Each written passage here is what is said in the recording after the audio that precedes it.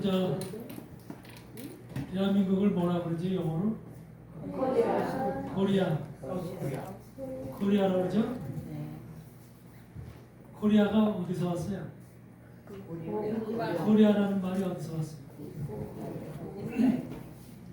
우리 역사에서 배우기는 왜 고려라는 이름에서 왔다 이렇게 배웠죠? 그건 잘못된 거예요. 사실 카라라는 말에서 온 거예요. 카라. 시브리에서 우리가 내가 알지 못하는 나라를 부를 것이며 라는 말이 나오죠. 동방에서 독수리를 부르며라는 말이 있죠. 이 부르며라는 말이 카라거든요. 시브리어로. 코플레시 알레포에서 그 카라인데 이름을 부르다는 거예요. 이름을 부르다. 이 뜻이. 근데 그 카라라는 말이 카라라고 하는 그 말이 바로 라틴어로 가서 뭐라가 되냐면 코레가 됐어. 라틴어로 가서 코레가 되고 스페인어 라틴어에서 코레아라는 이름으로 붙었어. 그래서 저 스페인어라든지 라틴어 쪽에서 지금 코레아 그러거든요.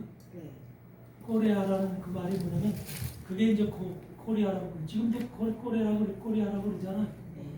저 남미 쪽에서도 브라질 사람, 뭐 아르헨티나, 뭐 스페인 쪽의 사람들, 또 라틴 이탈리아 쪽의 사람들 정도 저 코리아라고 그러잖아. 코리아가 하나님이 부르신 나라라는 뜻이.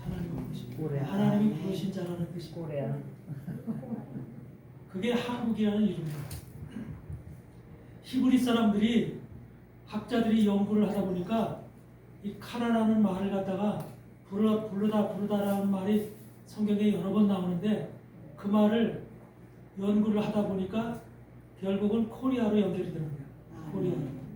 그래서 오늘날 코리아가 그냥 생긴 코리아가 아니라 그 코레아라고 하는 코레아라고 하는 그 말이 하나님이 부르신 자라고 하는 뜻으로 하나님이 그것을 그냥 부르신 게 아니라 이름을 불렀다고 그래요. 코리아라는 이름. 그것이 바로 성경에 그러니까 그 양반들이 연구를 거듭하고 계속 가다 보니까 그런 결론을 얻는 거예요. 근데 이런 결론도요, 사실 최근에서는 알려진 것이지 예전에는 전혀 몰랐던 거예요. 생각도 안 했던 거예요. 그만큼 여러분 한국이 뜨기 시작하는 지가 언제서부터 떴어요? 옛날부터 뜬 게 아니죠. 올림픽에서부터 떠긴 떴어도 그 올림픽을 했어도 그렇게 크게 뜨진 않았죠. 근데 우리나라가 2000년이 넘어서 K-팝 때문에 K-팝도 그렇고 이제 여러 가지 좀 달라졌잖아 세상이. 그러면서 많이 이제 변화가 생겼는데 지금은 뭐 세계에서 한국말 배우려고들 그렇게 한국을 오고 싶어서 그냥 세계에서 한다라고 그러잖아요. 한국의 여러 가지 환경이 정말로 과학적으로도 그렇고 여러 가지 발전을 해서 군사 무기로도 그렇고 엄청나게 발전을 했죠. 이런 것들이 우리의 지혜가 아니라 하나님이 주신 지혜다. 필라델피아 교회 시대에서부터는 하늘의 문이 열린다고 해요. 하늘의 문이 열려가지고서 아까 필라델피아 교회 시대가 1798년서부터 시작된다고 그랬죠.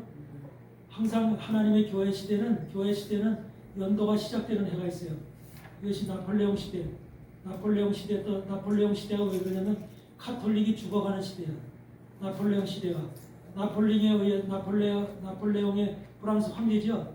나폴레옹에 의해서 교황이 비오 6세인가 교황이 아비뇽 감옥에 갇히게 돼요. 교황이 그 몇백 년 동안의 그 철저한 그 권세를 누리고 있던 교황이 감옥에 갇힌답니다. 나폴레옹에 의해서 그 교황이 원래 카톨릭을 교회라고 그랬잖아요.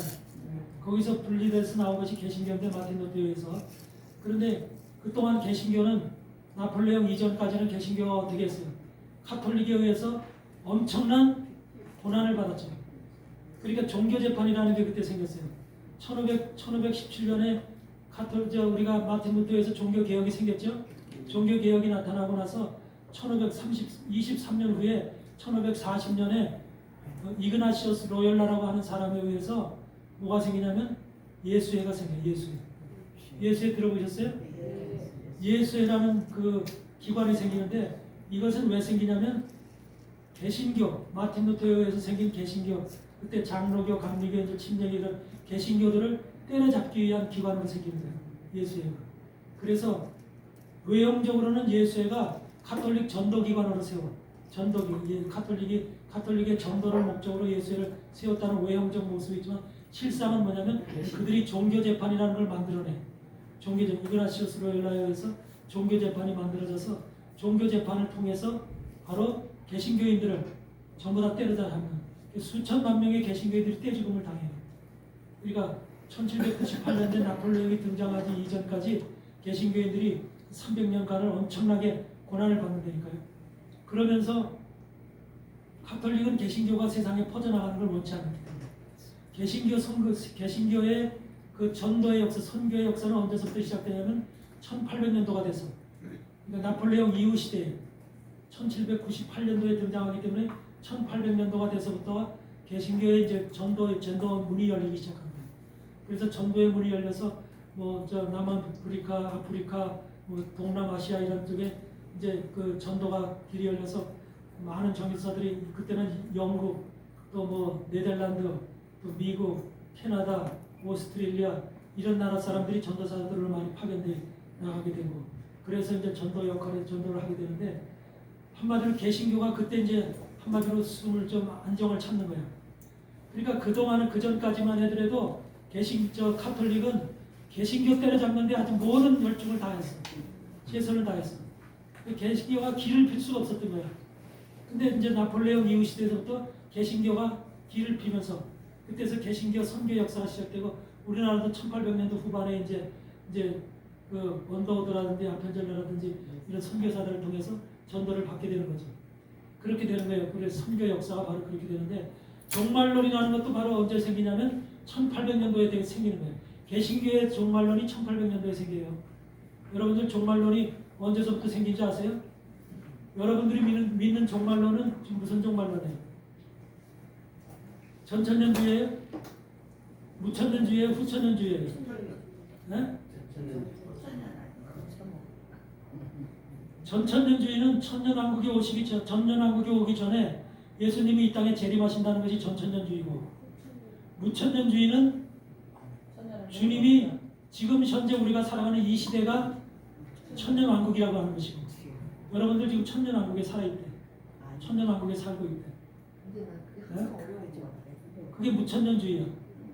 근데 지금 현재 세계 교회에 개신교 교회의 80% 이상이 무천년주의야. 그렇게 지금 변질을 시켜놓은 거예요. 그리고 뭐냐면 후천년주의는 인간이 좋은 세상을 만들어가고 인간이 평화하고 행복하고 좋은 세상을 만들어가고 과학이 발달해서 모든 인간의 삶이 정말로 이제 근심 걱정이 없는 삶이 되면은 그때 비로소 주님이 온다는 거예요. 인간이 만들어놓은 평화로운 세상 가운데 주님이 재림한다는 게 후천년이야. 네? 그러면 계시록은 필요 없지. 환란이 온다 이런 거 필요 없잖아. 성경 말씀하고는 전혀 거리가 먼 거예요. 그러니까 최초에는 무천년주의 이전에는 후천년주의였었어. 카톨릭이 전부 다 후천년주의였었어. 후천년주의. 그러니까 이 제1차 세계대전이 이전에는 전부 다 후천년주의였었다니까. 인간들이 왜 그때는 과학문명이 발달하기 시작했거든. 과학문명이 발달해서 차도 만들어지고 전기도 만들어지고 세상에 저 기차도 다니게 되고 옛날에 말 타고 다녔는데 구르마 타고 다녔는데 이제 그런 게 없어지고 그런 게 생겼잖아. 1800년도에 기계 문명이 발생하게 되고 영국이나 유럽에서 기계 문명이 발달했잖아. 발달하면서 인간 세상이 이제 전화도 생기고 전기도 만들어지고 하면서 옛날에는 생각지도 못한 세계가 만들어진 거야. 그러니까 좋은 세상이 만들어진다고 전부 다 화려한 꿈을 꾸고 있었어. 이게 후천년주의가 오게 한 이유야. 그런데 보니까 1917년에 제1차 세계대전이 탁 터지는 거야.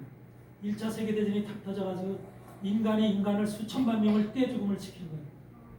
그때 엄청난 무기를 만들어서 폭탄과 모기를 만들어서 어마어마한 몇천만 명의 사람들이 유럽 사람들이 떼죽음을 당하는 이런, 그러니까 1차 대전에 그 사람들을 죽이는 모습을 봐서 인간이 무슨 결론을 냈냐면 인간은 좋은 세상을 인간 스스로 만들어낼 수가 없다. 인간의 과학이나 인간의 문명으로는 좋은 세상을 만들어낼 수 없다. 그래서 다시금 무천년주의로 돌아간 거예요. 무천년주의. 후천년주의자들이 무천년주의로 돌아간 거예요. 그러니까 무천년주의는 뭐냐면 옛날에 우리가 주님이 부활하시고 올라와서 이 땅에 오순절날 성령을 내려주시잖아요. 성령이 내려주셔서 지금도 성령 시대에 살고 있다 그러죠. 성령이 온 이 시대가 바로 주님이 우리 다스리는 바로 천년 왕국의 시대다. 이렇게 그렇게 자기네들이 정하는 거예요. 무천년 시대에는 지금 예수님이 재림을 지금 우리 천년 왕국에 살고 있기 때문에 예수님 재림을 기다려야 안 기다려요? 네? 무천년주의자들은 예수님 기다리질 않아. 왜? 지금이 천년 왕국이기 때문에. 이상한 천년 왕국이죠. 사람을 죽이고 무슨 온갖 범죄와 모든 세상에 전쟁이 터지고 지진이 나고 세상 엉망진창된 천년 왕국이 있어요? 그런 천년 왕국에 살아야 지금 여러분들이. 그러니까 말이 안 되는 거예요. 이것은 무천년주의. 근데 세상은 무천년주의가 80%야. 전천년주의라는 것을 종말론이라는 것을 애초에 만든 자가 전천년주의, 다비라고 하는 사람이 영국의 신학자 다비가 전천년주의를 만든 거야. 전천년주의. 근데 전천년주의라는 것은 예수님이 재림하시기 전에 천년왕국이라는 천년왕국이 오기 전에 바로 주님이 재림하시고 나서 천년왕국으로 들어간다. 이게 원래가 다비가 만든 종말론의 시초야. 개신교 신약 종말론에. 근데 개신교 종말론에도 두 가지가 있어. 전천년주의에서도 바로 일반적 전천년주의가 있고 역사적 전천년주의가 있어. 역사적 전천년주의. 역사적 전천년주의는 뭐냐면 환란 후에 주님이 오신다는 거예요. 환란 후에. 7년 환란이 지나고 난 다음에 주님이 오신다. 환란 후 재림이야, 주님이. 그게 역사적 전천년주의면. 근데 일반적인 전천년주의는 뭐냐면 환란 전에 교회가 휴거된다는 거예요. 환란 전 교회 휴거. 여러분들 여태까지 그거 믿었죠? 환란 전 교회가 휴거. 그러면 지금 여러분들 생각해 보세요. 환란이 오기 전에 교회가 휴거되면 하늘나라가 지금 어떻게 되겠어? 어중이 떠중이 온갖 잡탕들이 다 모여있기 때문에. 지금 여러분들 교회들 봤을 때 교회가 휴거될 만한 교회들이 제대로 있어요? 눈에 보여요? 근데 환란 전 휴거를 주장하고 있는 거예요. 전천년주의에서도. 전천년주의에서도 환란 전 휴거를 믿으면 안 돼요. 역사적 전천년주의. 그걸 바로 뉴턴이라는 사람이 만든 거예요. 이론이야. 다비하고 뉴턴은 같은 전천년주의인데 하나는 일반적이고 하나는 역사적 전천년주의예요. 그래서 이 전천년주의의 모습이 달라. 그러니까 역사적 전천년주의는 바로 뭘 얘기를 하냐면 주님이 환란이 7년 환란이 천년왕국이 오시기 전에 주님이 재림하시는 건 맞는데 환란을 지나고 나서 환란을 통과하고 나서 주님이 오신다는 거예요. 그러니까 우리 모두가 교회가 환란을 지나야 된다는 거예요. 환란을 지나서 환란을 통과하면서 하나님의 믿음을 가지는 옥석을 가린다는 거예요. 옥석을. 아멘. 환란을 통과. 환란이 오면 옥석을 가릴 수가 없어. 환란이라는 것이 오지 않으면 옥석을 못 가려. 진짜 하나님의 사람인지 가짜인지 분간을 못해. 그렇기 때문에 환란을 지나야 되는 거예요. 반드시. 그래서 계시록에는 반드시 7년 환란이라는 것이 오게 돼 있는 거예요. 이게 바로 전천년주의예요. 근데 이 전천년주의라는 다비가 전천년주의라는 종말론을 만들 때 이것이 자기 개신교의 전천년주의가 아니야. 원래 카톨릭의 종말론이야. 카톨릭의 종말론을 다비가 도서관에서 그 책자를 카톨릭의 종말론 책자를 200~300년 지난 종말론 책자를 발견한 거예요. 그래가지고 보니까 카톨릭의 종말론은 두 사람이 썼어. 리베라라는 예수의 신부가 썼고 리즈카라는 예수의 신부가 썼어. 그러니까 그들은 바로 뭐냐면 리베라나 아즈카라는 두 사람의 예수의 신부들을 통해서 전천년주의가 아니라 종말론이라는 것을 이미 카톨릭은 썼어. 그게 뭐냐면 미래주의 종말론, 과거주의 종말론이라는 소리야. 그러니까 다시 말하면 뭐냐면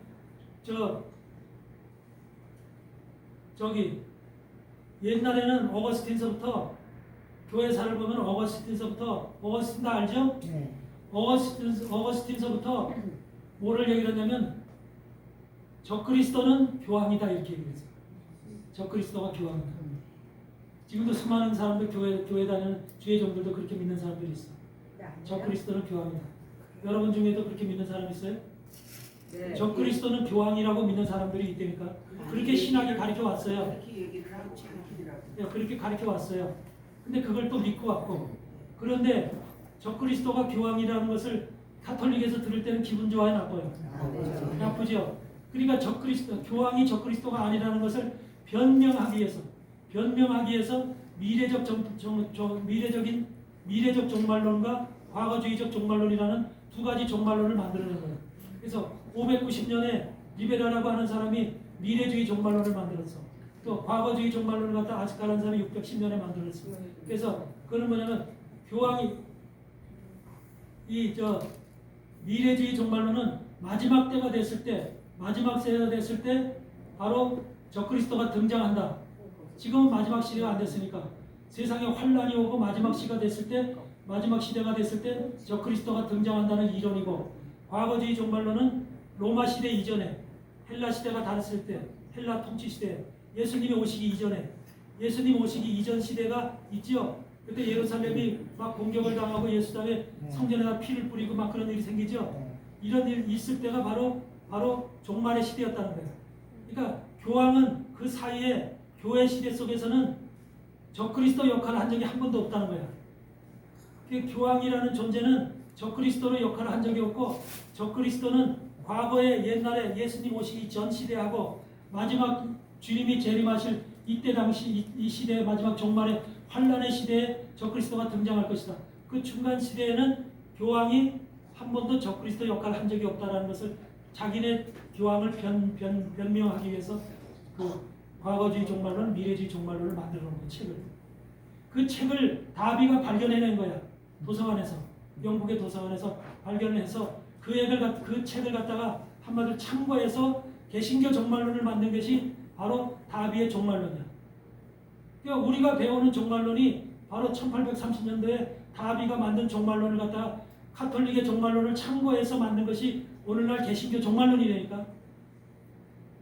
근데 그것을 모르고 그냥 무조건 종말론 가르쳐주는 그대로 그냥 배워서 전천년주의 환란전 휴거 이런 것만 배워가지고서 그게 단순한 그냥 우리의 종말론이고 그렇게 되어질 줄 알고 있는 이 사실이 얼마나 지금 한마디로 엉뚱한 것이냐고 말이에요. 그래서 우리가 배우는 종말론은 종말론에 대해서 제대로 알아야 돼요. 제대로 깨닫고 있어야 되고, 분명히 종말이라고 하는 것은 종말은 반드시 오게 돼 있습니다. 그리고 주님은 한두 번 약속하신 것이 아니라 히브리서 11장 6절에도 1장 6절에도 뭐라고 얘기하면 주님이 다시금 이 세상에 다시 들어오실 때에 그래요. 이 세상에 다시 들어오실 때 그런 말이 있어요, 없어요? 주님이 이 세상에 다시 들어오실 때, 주님이 다른 세상에 들어오시는 게 아니라 이 세상에 십자가 지시고 자기 못 박히신 이 세상에 다시 들어오신대요. 다시 들어오실 때에 그런 말이 표현이 돼 있어. 히브리서 1장에. 그런 말이 왜 나오겠어요? 그러니까 주님은 이 땅에 다시 오게끔 그렇게 지금 베드로 선지자라든지 베드로 종이라든지 또 바울이라든지 수많은 사도 요한을 통해서도 이미 이렇게 언급이 되어 있거든요. 한두 번 언급이 되어 있는 게 아니야. 우리 데살로니가 전서 후서를 봐도 주님은 반드시 이 땅에 오시게 되어 있거든요. 근데 그러니까 주님의 오심을 갖다가 무천년주의자들이냐 전천년주의자들이냐 후천년주의자들, 그러니까 무천년주의자나 후천년주의는 관심이 없어. 주님이 오시는 것에 관심이 없어. 전천년주의자만 관심을 갖는 거예요. 근데 전천년주의자 속에서도 누가 관심을 갖냐면 역사적 전천년주의를 믿는 사람. 그 사람들은 환란을 통과해야 되기 때문에, 환란을 통과하려면 그냥 통과하는 게 아니에요. 환란을 통과할 수 있는 준비가 되어 있어야 돼요. 왜? 환란전 휴거를 증거하는 사람들은 환란이 오기 전에 교회가 휴거된다는데, 교회만 다니면 휴거된다는데 뭐하러 환란을 준비할 필요가 있어? 준비성이 없게 되는 거죠. 이것이 바로 우리 신앙을 갖다가 한마디로 정말 죽이는 신앙이죠. 준비가 되어지지 않는 신앙을 만드는 거죠. 환란전 휴거를 주장하는 신앙인들. 근데 전천년주의자 속에서도 환란전 휴거를 주장하는 사람들이 태반인 거예요. 태반. 환란전 휴거. 제대로 종말론에 대한 제대로 이론을 제대로 깨닫고 우리가 갖고 있는 종말론의 사고가 어떤 사고를 가지고 믿음을 가지고 있느냐는 얼마나 중요한지 몰라요. 여러분들은 반드시 이 자리에 있는 여러분들은 전천년주의를 믿되 천년왕국이 오기 전에 예수님께서 이 땅에 재림하신다는 전천년주의를 믿되 역사적 전천년주의를 믿어야 됩니다. 환란을 통과해야 됩니다. 환란을 통과하지 않으면 안 돼요. 그러면 환란을 통과할 때 어떻게?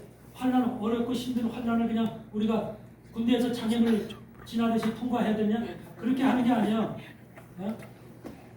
우리가 빌라델피아 교회에서부터 뭐가 온다 그러면 뭐가 오냐면 우리 종말론이 온다 그랬잖아. 그래서 필라델피아 교회 시대부터는 인내의 말씀을 붙잡은즉 인내의 말씀을 지켰은즉 환난을 어떻게 해준다? 인내의 말씀을 지킨 자들은 환난을 피하게 해주십니다. 피하게 해주십니다. 인내의 말씀을 지켰은즉 환난을 피하게 해주십니다. 누가복음 21장을 보세요. 누가복음 21장 한번 보십시다.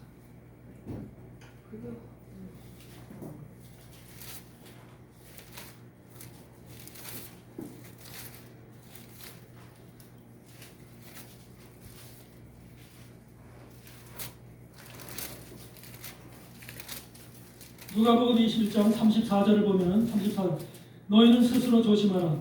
그렇지 않으면 방탕함과 술 취함과 생활의 염려로 마음이 둔하여지고 뜻밖의 그날이 덫과 같이 너에게 임하리라. 방탕함과 술 취함과 생활의 염려가 오늘날 모든 현대인들에게 다 있어. 그렇죠? 이거 없는 사람이 없겠죠.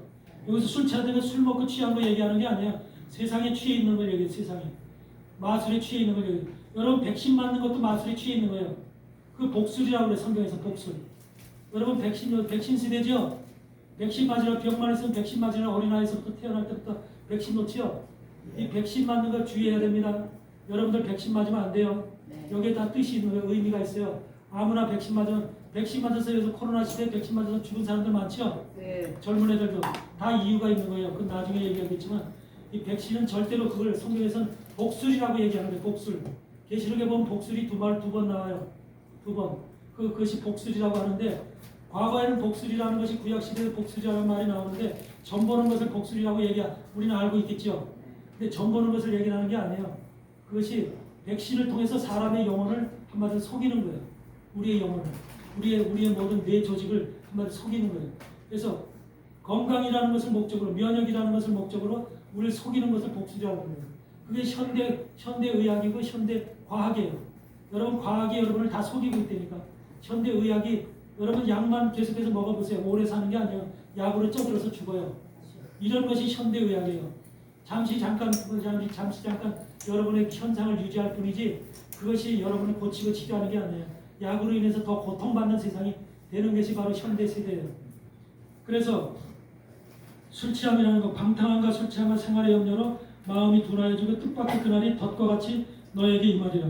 이날은 온 지구상에 거하는 모든 사람에게 임하리라. 온 지구상에 거하는 모든 사람에게 이런 모든 현상이 다 온 지구상에 지금 이란과 지금 미국, 이스라엘 싸우고 있잖아요. 전쟁하고 있죠. 러시아와 우크라이나 싸우고 있죠. 각 지역에 군데 지금 전쟁하는 나라들이 있거든요. 이런 나라들 아프리카에서도 막 그냥 전쟁하는 데도 있고 막 싸우고 같은 민족끼리 뭐 치고받고 하는 데도 있고 별데가 다 있어요. 이런 것이 지금 세계 각국에서 일어나고 있죠. 이런 현상들이 지금 온 지구상에 거하는 모든 사람들에게 이런 현상들이 일어나고 있어요. 36절에 보니까 이러므로 너희는 장차 올 이 모든 일을 능히 어떻게 하래? 피하고 능히 피하고 그것을 하나님은 마지막 때 말씀을 지키고 말씀 안에서 여러분들이 준비가 되어진 자는 능히 그 환난을 피하게끔 해주신다는 거예요. 지나게끔 해주신다는 거예요. 이게 하나님 약속이에요. 이 약속을 못 믿으면 안 돼요. 내가 환난을 어떻게 통과할까 두렵고 떨림으로 그걸 갖다가 내 마음속에 그걸 받아들이는 게 아니라 하나님이 그러니까 지금 준비되어야 되는 것이 그만큼 중요한 거예요. 준비가 된 자라면 하나님이 그 성을 통과하게끔 하는 게 아니라 그 사람을 보호하고 지키고 통과하게 그걸 갖다 무난히 통과하게끔 만들어요. 이게 하나님의 일이에요. 그런 사람들이 되고 싶지 않아요?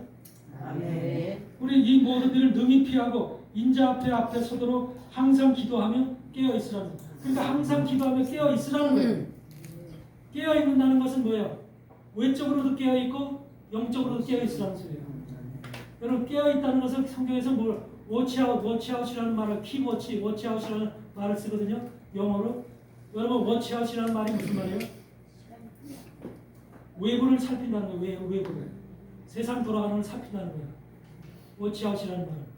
깨어 있으라는 말은 여러분 때를 따라 양식을 나눠줄 자가 복이 있다. 종에게 그렇게 얘기했죠. 때를 모르면 무슨 양식을 나눠줄지 모르는 거예요. 때를 알게 되면 지금 세상 돌아가는 형편과 모든 우리나라에서 대한민국에서 일어나는 모든 이런 환경과 형편과 이런 것 정치, 경제, 군사, 문화 모든 면들 세계에서 돌아가는 이런 모든 것 전쟁이 지금 어떻게 진행되고 있고 이런 것들 실질적인 그런 현실을 보는 게 아니라 영적으로 하나님 쪽에서 이걸 어떻게 보고 있는가를 방향해서 봐야 되는 거죠. 쳐다봐야 되는 거죠. 이게 중요한 거예요. 영적으로 보는 눈을 키우시기 바라요. 영적으로 보는 눈. 세상에서 일어나는 일. 이게 바로 워치예요. 세상을 돌아보고 세상에서 어떤 일이 일어나는가, 현재 지금 일어나는 일이 어떻게 계속되고 있는가, 어떻게 진행될 것인가, 이런 것들을 교인들은, 하나님의 사람들, 주의 종들은 특별히 이것을 볼 줄 알아야 된다는 거예요. 분별할 수 있어야 된다는 거예요. 그래서 그걸 분별함으로 인해서 성도들에게 때를 따라 양식을 나눠줘야 된다는 거예요. 지금 그런 세상인데 주님이 올 때가 가까운데 옛날의 모습으로다가 그런 설교를 하고 있고 그런 모습, 우리의 신앙을 갖다 뒤로 돌리는 그런 신앙을 하고 있으면 되겠네요. 때에 따라서 그 준비할 수 있는 신앙이 되어야 되잖아요. 영적으로 얘기하면 깨어 있어야 되는 것은 외형을 돌보라, 외적인 일을 돌보라는 거예요. 삶의 주변, 여러분들 주변을 볼 때 좋아요, 나빠요? 여러분들 환경을 보면은 세상 돌아가는 모습이 어떻게 느껴집니까? 그냥 편해요? 안정스러워요? 별로 안 좋아요. 지금 우리는 정말 악하고 정말로 강박하고 말할 수 없는 정말로 사랑이 식어진 그런 세상에 살고 있잖아요. 정말로 말할 수 없이 완악한 세상에 살고 있죠. 이건 누구나 부인할 수 없는 현실이죠. 이런 세상에 살고 있으면서도 그걸 못 느끼고 아무런 감각이 없이 살아간다면 그 사람은 하나님과 무관한 사람이죠. 하나님의 사람이라면, 주의 종이라면 반드시 이런 걸 느껴야 돼요. 느끼면서 내가 이런 세대에 어떤 주의 종이 되어야 될까, 어떤 준비를 해야 될까를 항상 우리는 참고해야 되죠. 내 자신 들여다 봐야 되죠. 그래서 항상 하나님은 우리를 피하게 해주신다는 거예요. 계시록 11장에도 보면은 독수리 날개로 우리를 갖다가, 광야에 독수리 날개로 우리를 실어서 우리를 피하게 해주신대. 하나님이 도망한대. 우리를 독수리 날개다 우리를 업어서. 그런 말씀이 나오죠. 그것이 뭐예요? 바로 우리를 하나님께서는 마지막 시대 환란이 올 때 바로 우리를 갖다 하나님이 피할 장소가 있다는 거예요. 우리를 도피시킬 장소가 있다는. 오늘 우리가 민수기 35장에서 보면은 도피성이 있어요, 없어요? 도피성 나오죠. 죄를 진 자가 하나님께서 그를 살리기 위해서 도피성으로 도망하면 대제사장이 죽을 때까지 거기서 있으라고 그러죠. 그렇지만 거기서 대제사장은 누구야? 예수 그리스도죠. 예수 그리스도의 사역이 끝날 때까지 거기서 있어야 되는 거예요. 예수 그리스도의 십자가 사건으로 인해서 모든 것이 끝났을 때, 물과 피를 흘려서 우리 죄를 대속했다는 그런 모든 주님의 사명이 끝났을 때 비로소 우리 죄도 끝난다는 거예요. 누구를 죽였? 우리는 고살자예요, 오살자예요? 민수기 35장에서 우리는 고살자예요, 오살자예요? 여러분을 죄짓게 하는 장본인이 누구야? 범죄하고 죄짓게 하는 장본인이 여러분 자신이에요? 아니면 여러분 속에서 역사하면서 죄를 짓게 만드는 사단과 마귀예요? 사단 마귀가 여러분 속에서 야 저거 괜찮지 않아?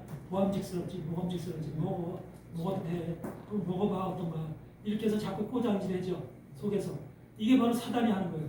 그러니까 우리는 믿음으로 강건하게 서지, 말씀을 깨닫지 못해. 그래 한번 해볼까? 하도 괜찮을까? 이렇게 제가 우리 마음이 움직이는 거죠. 그걸 따라서. 그래서 보암직스럽고 먹음직스럽고 지혜롭게 할 만큼 탐스럽다고 하는 소리가 바로 그런 데서 나오는 거예요. 우리는 그 꼬임에 바로 넘어가는 거예요. 그 모든 죄는 인간에게 죄를 의도적으로 짓게끔 하는 그 장본인은 사단 마귀예요. 그러니까 우리는 뭐야? 우리에게 우리가 죄를 졌어. 목사인데도 불구하고 나가서 누굴 정죄하고 판단했어. 저 집사는 왜 그래? 저 사람은 왜 그래? 그런 것이 사실 정죄하고 판단하지 말라고 그랬죠. 근데 정죄하고 판단했어. 그럼 내가 범죄한 것이거든. 죄를 진 것이거든.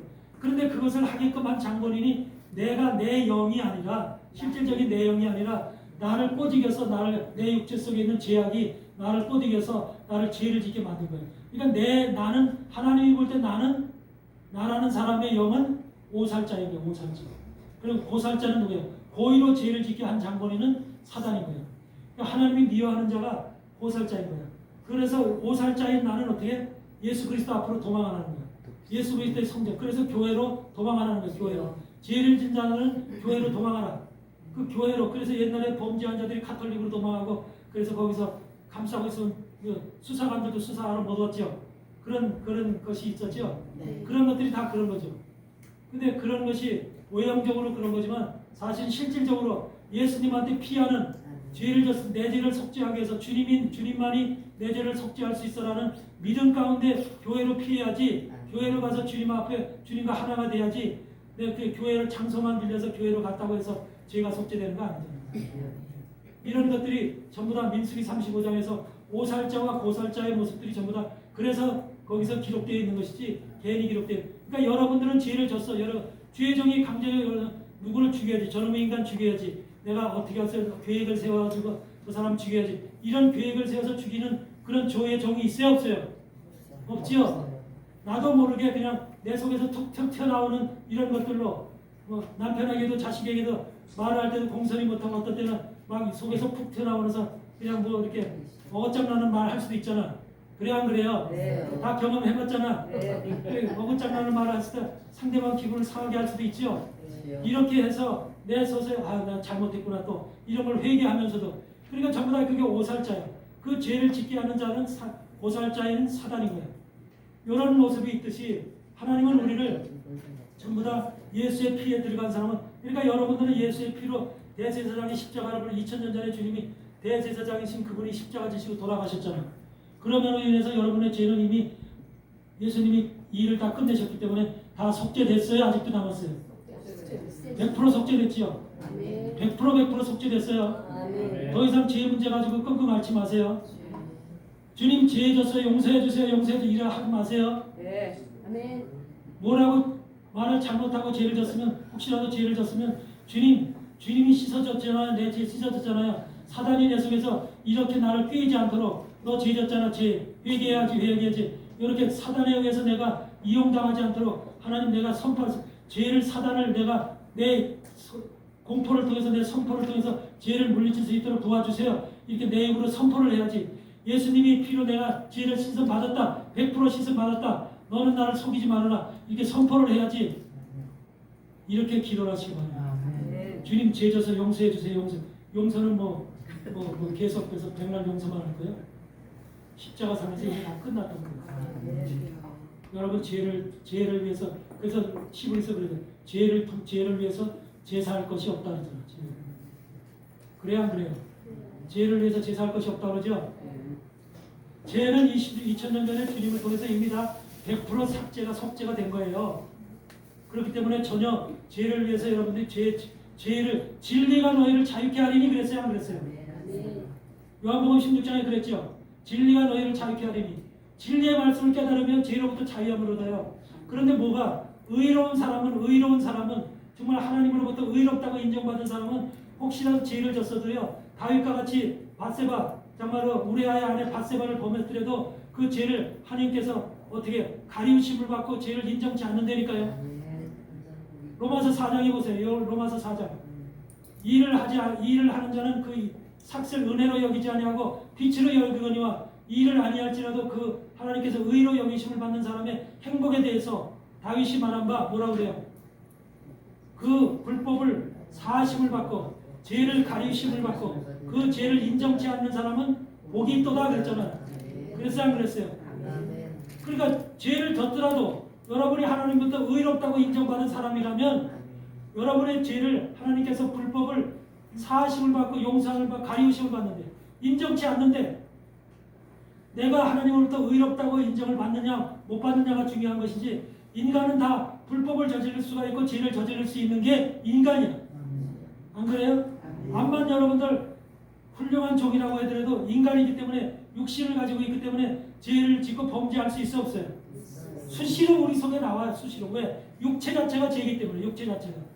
로마서 8장 4절에 그러잖아요. 육체가 죄를 정하사. 육체의 죄를 정하사. 예수님의 육체가 죄를 정했다는 육체. 예수님의 육체의 죄를 정해서 죄값은 사망이기 때문에 예수님의 육체를 십자가에 못 박아서 죽게끔 만들었다는 거예요. 그게 이론이야 이론. 예수님이 죽으신 이론이 뭐냐면 예수님의 육체가 하나님이 죄를 정했어. 예수님의 육체가 죄를 정했는데 그 예수님의 육체만 죄를 정하신 것이 아니라 우리의 육체도 동일하게 죄가 있는 거예요. 죄를 정해놓은 거죠. 그래서 예수님이 십자가에 죽으실 때 우리의 육체까지 같이 죽으신 게 돼야 돼. 그게 믿음이 온전한 믿음인 거예요. 예수님이 십자가 죽으심으로 나도 함께 죽어서 이제 내가 사는 것은 나의 믿음으로 사는 게 아니라 예수님을 믿는 믿음 안에서 사는 것이다. 갈라디아서 그렇게 고백해야 해요. 예수님을 믿는 믿음 안에서 사는 거예요. 왜? 예수님이 내 육체를 대신해서 여러분의 죄를 대신해서 대제사장인 그분이 돌아가셨기 때문에 이제는 여러분 개인의 죄가 아니라 예수님이 이미 2000년 전에 끝냈다는 거예요. 더 이상 우리의 죄는 없어요. 근데 거기에 속아서 사단은 계속해서 우리를 뭐래? 너 죄졌잖아. 너 불법 행했잖아. 회개해야지. 그 말은 뭐예요? 결국은 뭐야? 예수님이 네 죄 씻지 못했잖아. 덜 씻었잖아 아직까지. 예수님이 네 죄는 덜 씻었나 봐. 그러니까 계속해서 회개해. 이것을 얘기하는 예수님의 사역을, 예수님의 사건을 부인하는 거지. 부인하도록 가르쳐주는 거지. 여러분들 그렇게 회개는 그게 회개가 아니에요. 죄를 회개하는 회개가 아니에요. 회개는 하나님, 내가 말씀을 게을리했습니다. 말씀을 깨닫지 못했습니다. 하나님을 제대로 알지 못해서 진리를 온전히 깨닫지 못해서 진리 가운데 자유함을 얻지 못했습니다. 하나님, 내가 진리를 알 수 있는 지혜를 주시옵소서. 하나님을 알 수 있는 깨달음을 주시옵소서. 그 깨달음을 통해서 내가 마음속에 모든 것이 자유함을 얻을 수 있도록 주님 도와주세요 라고 하는 기도를 드려야 되는 것이지, 주님 죄졌어요, 누구한테 내가 또 이랬어요 저랬어요, 이걸 용서해 주세요, 그게 아니야. 그거는 주님을 인정치 않는 거야. 히브리서 6장에 뭐라 그랬어요? 히브리서 6장을 한번 보세요.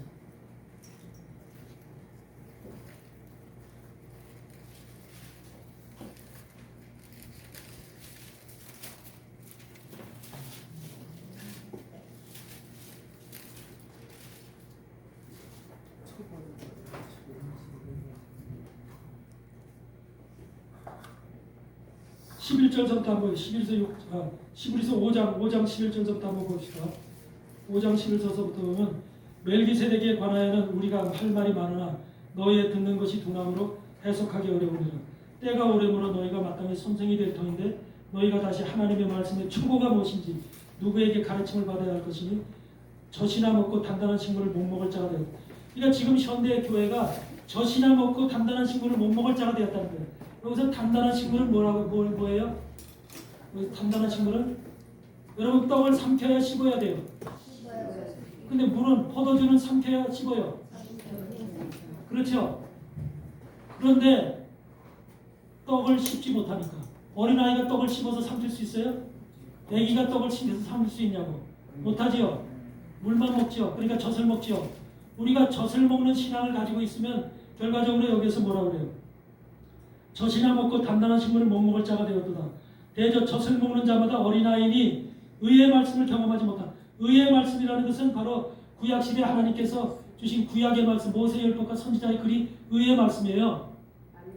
그게 바로 의의 말씀이에요. 아브라함에 주셨던 의의 말씀. 그 의의 말씀을 경험하지 못한 자요. 단단한 식물은 구약의 떡을 얘기하는 거예요. 그래서 구약의 말씀을 락함이라고, 떡이라는 락함이라는 말씀을 쓰는 거예요. 단단한 식물은 장성한 자의 것이니 저희는 지각을 사용함으로 연단을 받아 선악을 분별하는 자들이죠. 선과 악이 무엇인지를 온전히 분별할 수 있는 것이 단단한 식물을 먹을 수 있는 것. 여러분, 주의 종이라면 단단한 식물을 먹어야 될까? 젖을 먹어야 될까? 단단한 식물을 먹어야지만 젖을 먹는 자들을 가리킬 거 아니야. 백성들은 당연히 젖을 먹는 자들이에요. 그러니까 젖을 먹는 자들을 가리키는데 주의 종이 동일하게 젖을 먹고 있으면 어떻게 애기가 애기를 가리킨다는 소리잖아요. 소경이 소경을 인도하는 점 똑같은 거죠. 그런데 보세요. 6장 1절부터 보시죠. 6장 1절부터. 그러므로 우리가 그리스도도의 초보를 어떻게 해? 그리스도도의 초보를 버리래요. 그러면서 뭐래? 죽은 행실 회개함을 버리라는 거예요. 이거 매일 하는 거잖아요, 우리가. 네? 잘못했어요, 용서해 주세요 하면서 매일 하는 거잖아요. 죽은 행실 회개함과 하나님께 대한 신앙, 하나님을 믿는 것은 이렇게 믿는 거야. 그래서 교회를 열심히 다니고 11절 해야 되고 신앙생활 이렇게 하는 거야. 그래서 찬양하고 예배하고 말씀을 읽어야, 이런 하나님께 대한 신앙을 가르쳐줘야 안 가르쳐줬어요? 교회를 들어오면 하나님에 대한 신앙을 가르쳐주죠. 이 하나님께 대한 신앙. 근데 나이가 먹도록 우리가 권사가 되고 장로가 되고 목사가 됐는데도 계속 교회는 이렇게 하는 거야, 이렇게 하는 거야, 하나님 믿을 때 이렇게 하는, 이런 걸 배워야 되는 거예요? 달라야 되잖아요. 깊이가 달라야 되잖아요. 에베소 3장이 뭐라 그랬어? 하나님 말씀에 높이와 넓이와 깊이와 그 크기가 다르다고 그랬죠. 그렇죠? 그것이 바로 우리가 단단한 식물을 먹는 자는 바로 그렇게 돼야 되잖아요. 근데 매일 갖다 물에 떠 있는 것만, 그런 잔잔한 것만 먹을 수 있는 그런 자가 돼서는 안 되죠. 그리스도도의 처벌을 버리고 죽은 행실 회개함과 하나님께 대한 신앙과 세례들, 무슨 세례 별거 다 있죠. 교회 안에 또 안수도 있죠. 목사 안수서부터 전부 다 안수가 있죠. 무슨 안수 무슨 안수. 죽은 자의 부활과 영원한 심판에 관한 교훈의 터를 다시 닦지 말고 다시 닦지 뭐라 그래요. 다시 닦으래요. 닦지 말래요. 잡지 말고 다시 닦지 말고 완전한 데 나갈지면 완전한 데. 근데 완전한 데 이거 말씀이 있는데도 불구하고 완전한 데를 나가지 않더라니까. 매일 여기에 머물러 있더니까 그리스도도의 초보에. 이게 현재 우리가 지금 대한민국 교회의 현실이에요. 분명히 주님은 이것을 왜 이런 말씀하셨겠어요? 지금 마지막 시대가 될수록 종말의 때가 될수록 바로 이 세상 교회들은 이렇게 사단이 이렇게 우리를 속여서 매일 이것만 하게끔 반복해서 이것만 하도록 만들어 왔다니까. 그리스도도의 초보에 머무르도록 교회들을 신학교에서 그렇게 또 가르치고 목사들 그렇게 양육하고 함으로 인해서 절대로 하나님의 말씀의 깊이 속으로 단단한 식물을 먹는 쪽으로 단단한 식물을 먹으려면은 뭘 해야 돼요? 하나님의 말씀과 예수 그리스도의 증거를 통해서 하나님의 말씀 속에 모세율법과 선지자의 글 속에서 금기름을 뽑아내는 것이 바로 단단한 식물을 먹는 거예요. 금기름을 뽑아내는 것이. 근데 금기름을 뽑아내는 것은 발을 무엇인지 씻으라고 그랬잖아요. 발은. 네? 그러니까 목욕한 자는 발밖에 씻을 게 없다듯이 그때 증거는 그때 해야 되는 거 아니에요? 그 모든 목사님들이 다 그렇게 지금까지 들어왔거든요. 그러니까 발밖에 씻을 것이 없는데 예수님의 이 죄를 회개하는 게 아니라 발이라는 것은 우리가 걸어가는 세상이잖아. 그러니까. 걸어가는 세상에서 묻히고 있는 먼지와 때를 얘기하는 거예요. 예. 그런 것을 그게 죄의 회개가 아니야. 우리 이미 우리의 몸을 씻었으니 그랬잖아. 이미 몸을 씻었으니 이 발밖에 씻을 것이 없다. 그러잖아. 그걸 죄의 회개라고 보면 안 돼. 죄는 발에 있는 것이 아니라 여기 우리 행위잖아. 행위. 세상에 때 묻히고 우리 먼지 묻히고 다니는 거잖아요. 그래 안 그래요? 여러분 하나님의 말씀이 발에 있어요? 마음에 있어요? 그래 마음을 씻었다 그러죠. 몸을 씻었다 그러죠. 이미 몸을 씻었으니까 더 이상 씻을 것이 없는데 우리는 육신을 가지고 세상을 걸어가는 사람들이잖아요. 육신의 삶 속에서 우리가 이런저런 흙도 묻힐 수가 있어 없어? 있지요. 그것을 뭐라 그래? 우리가 삶의 행실 속에서 행위 속에서 나타나는 이런 부족함이죠. 여러분 흙 안 묻히고 살아가는 인생이 있어요? 예수님 자신도 흙 묻히고 살았어요. 흙 묻히고 다녔다니까. 그렇다고 그걸 죄라고 그래요? 이 의미 자체가 다른 거예요. 아멘. 그거는 죄라고 하는 건 우리 심령 가운데서 바로 우리가 잘못된 하나님이 말씀하신 그 잘못을 길을 걸어가는 것을 죄라고 얘기를 하는 거예요. 아멘. 죄는 심령에서 짓는 것이 발이 짓는 게 아니에요. 아멘. 그래서 우리 행위적으로 하나님 내가 이런 발걸음을 더 이상 그걸 뭐냐면 그래서 발을 항상 우리는 뭐라 그래요? 씻으라고 그러죠. 유대인들이나 중동 사람들이 발 씻을 물을 갖다 주지요. 항상 그게 습관이죠. 발 씻을 물, 우리 행위적으로 걸어가는 발걸음 속에서 우리가 그런 것을 묻힐 수가 있어요. 그렇다고 해서 맨발로 다닐 수는 없잖아요. 그거를 우리가 죄라고 생각하면 안 되고 그걸 죄의 회개라고 생각하면은 그 잘못된 가르침이에요. 우리의 죄는 여러분 심령 속에서 짓는 죄지 발로 다 짓는 게 아니에요. 우리의 삶 속에서는 누구든지 예수님조차도 흙을 묻히고 먼지를 묻히고 다니는 것이 바로 하나님이에요. 예수님이에요. 그래서 그걸 죄로다가 회개하면 안 돼요. 죄로다. 하나님 내가 나의 발 속에 이런 진흙이 이런 다른 것이 엉뚱한 것이 묻지 않도록 하나님 나의 발걸음을 지켜주세요. 발걸음을 지켜주세요. 할 수는 있어도 내가 발걸음을 만약에 내가 엉뚱한 곳에 내가 발걸음을 옮긴다. 만약 죄악된 곳에 여러분 죄악된 곳에 발걸음을 옮긴다는 것이 뭐예요? 만약에 여러분들이 옛날에는 내가 주의 종이 되기 전에 또는 교회에서 직분을 갖기 전에 술을 많이 먹던 사람이에요. 술을 많이 먹던 사람이라면 그 사람의 발걸음이 술 생각이 나서 술집 근처를 지금 걸어가고 있어. 술집이 많은 데를 걸어가고 있어. 그럴 수 있어 없어? 있어요. 그게 향내가 나기 때문에 술집 근처를 걸어가고 있어. 그러면 그 냄새를 얘기하는 거예요. 그 먼지를 얘기하는 거예요. 근데 그것이 발로부터 시작돼서 마음으로부터 시작됐어. 그것을 걸어가겠다는 것이 마음으로부터 시작됐지 발로부터 시작된 게 아니잖아. 마음에서 그렇게 생각했기 때문에 발이 그걸 쫓아간 거잖아. 그래 안 그래요? 네. 여러분들은 행동할 때 발이 먼저 갑니까? 마음에서 결정한 것이 발이 움직이는 거잖아요. 마음에서 결정을 안 했으면 발이 갈 일이 없잖아요. 그것이 똑같지요. 그러니까 그 사람 속에 바로 발이 움직였다는 것은 뭐래? 이미 마음에서 그렇게 결정하고 생각했다는 소리잖아요. 그렇기 때문에 여러분의 죄악이라는 것은 죄악이라고 하는 것도 무슨 어떤 것이나 죄라고 하는 것은 원래 죄라고 하는 말이 히브리어는 뭐예요? 시말타야라고 그러죠. 그 말이 뭐예요? 관역에서 빗나갔다 그 말이죠. 관역에서 빗나갔다. 예수 그리스도라는 관역이 저기 있어. 하나님이라는 관역이 저기 정면에 있는데 그것서부터 빗나갔다는 거예요. 그 우리가 화살을 쏠 때 정면에 맞지 않고 그것이 옆으로 빗나갔다.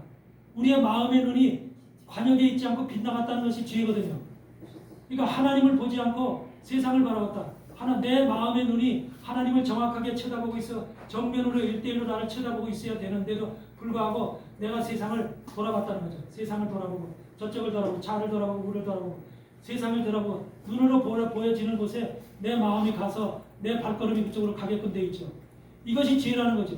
그러니까 우리의 마음의 눈이 어디에 속해 있느냐.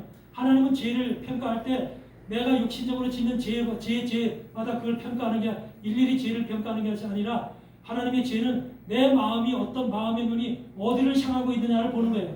여러분의 마음의 눈이 예수 그리스도를 향하고 있고 십자가를 바라보고 있고 항상 교회와 말씀 가운데 거기에 중심이 잡혀 있으면 그건 죄가 아니에요. 그런데 그걸 떠나서 목사임에도 불구하고 세상에 내가 돈이 있어야 되는데 내가 뭔가 필요한 것이 있는데 세상을 둘러본다 이 말이에요. 세상을 둘러보는 그 자체가 바로 뭐예요? 죄인 거예요. 죄. 그게 죄인 거예요. 하나님이 아닌 세상을 둘러본 하나님이 아닌 바로 다른 것에 내 관심을 갖고 있는 그 자체가 죄지. 하나님이 보시는 죄는 우리가 무슨 누구를 때렸다. 그 죄 아니에요. 때렸다는 건 행실이 잘못됐다는 거지. 행실이. 그건 죄라고 보는 게 아니에요. 하늘의 죄가 있고 땅의 죄가 있어. 죄라는 것은 하나님이 성경에서 얘기하는 죄는 하늘 성서에서 판단하는 하늘 법정에서 보는 죄를 얘기하는 거예요. 하늘 법정에서. 법정이라는 건 하늘 법정이 있고 세상 법정이 있어. 두 가지 법정이 있거든요. 세상 법정은 세상 죄를 졌을 때 육신으로 보이는 죄. 그걸 누굴 때렸다. 누구한테 사기를 쳤다. 누구한테 누굴 죽였다. 눈으로 보이는 현실적인 죄를 졌을 때 세상 법정에서 판결을 받아서 감옥에 들어가죠. 근데 하나님의 죄는 하나님한테 짓는 죄는 세상에서 육신을 짓는 죄를 가지고 얘기하는 게 아니라 네 마음의 눈이 네가 하나님을 쳐다보지 않고 예수님을 바라보지 않고 네 생각에 네가 제 관심을 세상 쪽에 네가 원하는 것에 성공에 돈에 뭐에 이런 것에 관심을 가지고 그쪽을 쳐다보고 살았잖아. 이것이 바로 죄인 거예요. 그렇기 때문에 이것을 죄의 히말타야라고 관역이 잘못된 네 마음의 관역이 눈의 관역보다 마음의 관역이 지금 어디를 향해 있느냐가 죄의 관점인 거예요. 하나님이 보시는 죄의 관점. 아멘? 아멘. 죄라는 것을 반드시 제대로 알아야 돼요. 아멘. 죄라는 것을 어떻게 지금 신학을 가르쳐 왔냐면 나도 신학교 교수를 오랫동안 했지만 그렇게 가르치면 안 되는 거예요. 사단이 여러분들 사단이라고 하는 존재는 교회 사서부터 시작됐어요. 에베소 교회에서부터 사랑을 잃게 하는 것부터 시작이 돼가지고 모든 신학 속에 또는 모든 이론 속에 교리 속에 이미 사단의 역사가 아주 그 속에 쭉 들어있어요. 삼위일체 이론서부터 해가지고 모든 것이 아타나시우스라고 하는 사람이 동일본체 이론이라고 해서 삼위일체 이론을 세운 사람인데 거기서 바로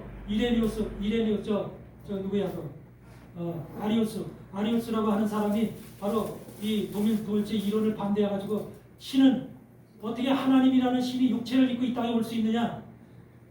그것은 불가능하다. 예수는 잠깐 이 땅에 왔던 선지자에 불과하지 사람에 불과하지 어떻게 하나님일 수 있고 성부 성자 성령이 하나 될 수 있느냐? 이렇게 얘기했던 사람이 아리우스야. 그래서 아타나시우스하고 아리우스가 논쟁이 붙었어요. 삼위일체 이론 당시에 그랬어요. 근데 아타나시우스가 바로 승리해가지고 삼위일체 이론이 공식화된 거예요. 그것이 바로 삼위일체 이론의 시작이기 때문에 여러분들도 그냥 그런 것이 자연스럽게 되어진 게 아니에요. 시작서부터 선지자들과 신학자들과 하나님을 믿는 동일하게 하나님을 믿는 사람들 속에서 이 이론이 옳다 저 이론이 옳다 역사 속에서 수많은 싸움이 그동안 계속된 거예요. 마틴 루터가 종교 개혁했을 때 마틴 루터가 대항한 사람이 있어요. 마틴 루터의 이론과 전적 은혜 모든 인간들은 전적 은혜. 그래서 우리는 하나님의 전적 은혜를 받지 않으면 하나님 앞에 갈 수 없다. 하나님 앞에 우리가 구원을 이룰 수 없다는 것이 마틴 루터의 이론인데 전적 이론을 반대한 사람이 있어요. 그 사람이 누구예요? 전적 이론. 마틴 루터를 대항해서 싸운 자가 누구예요? 네?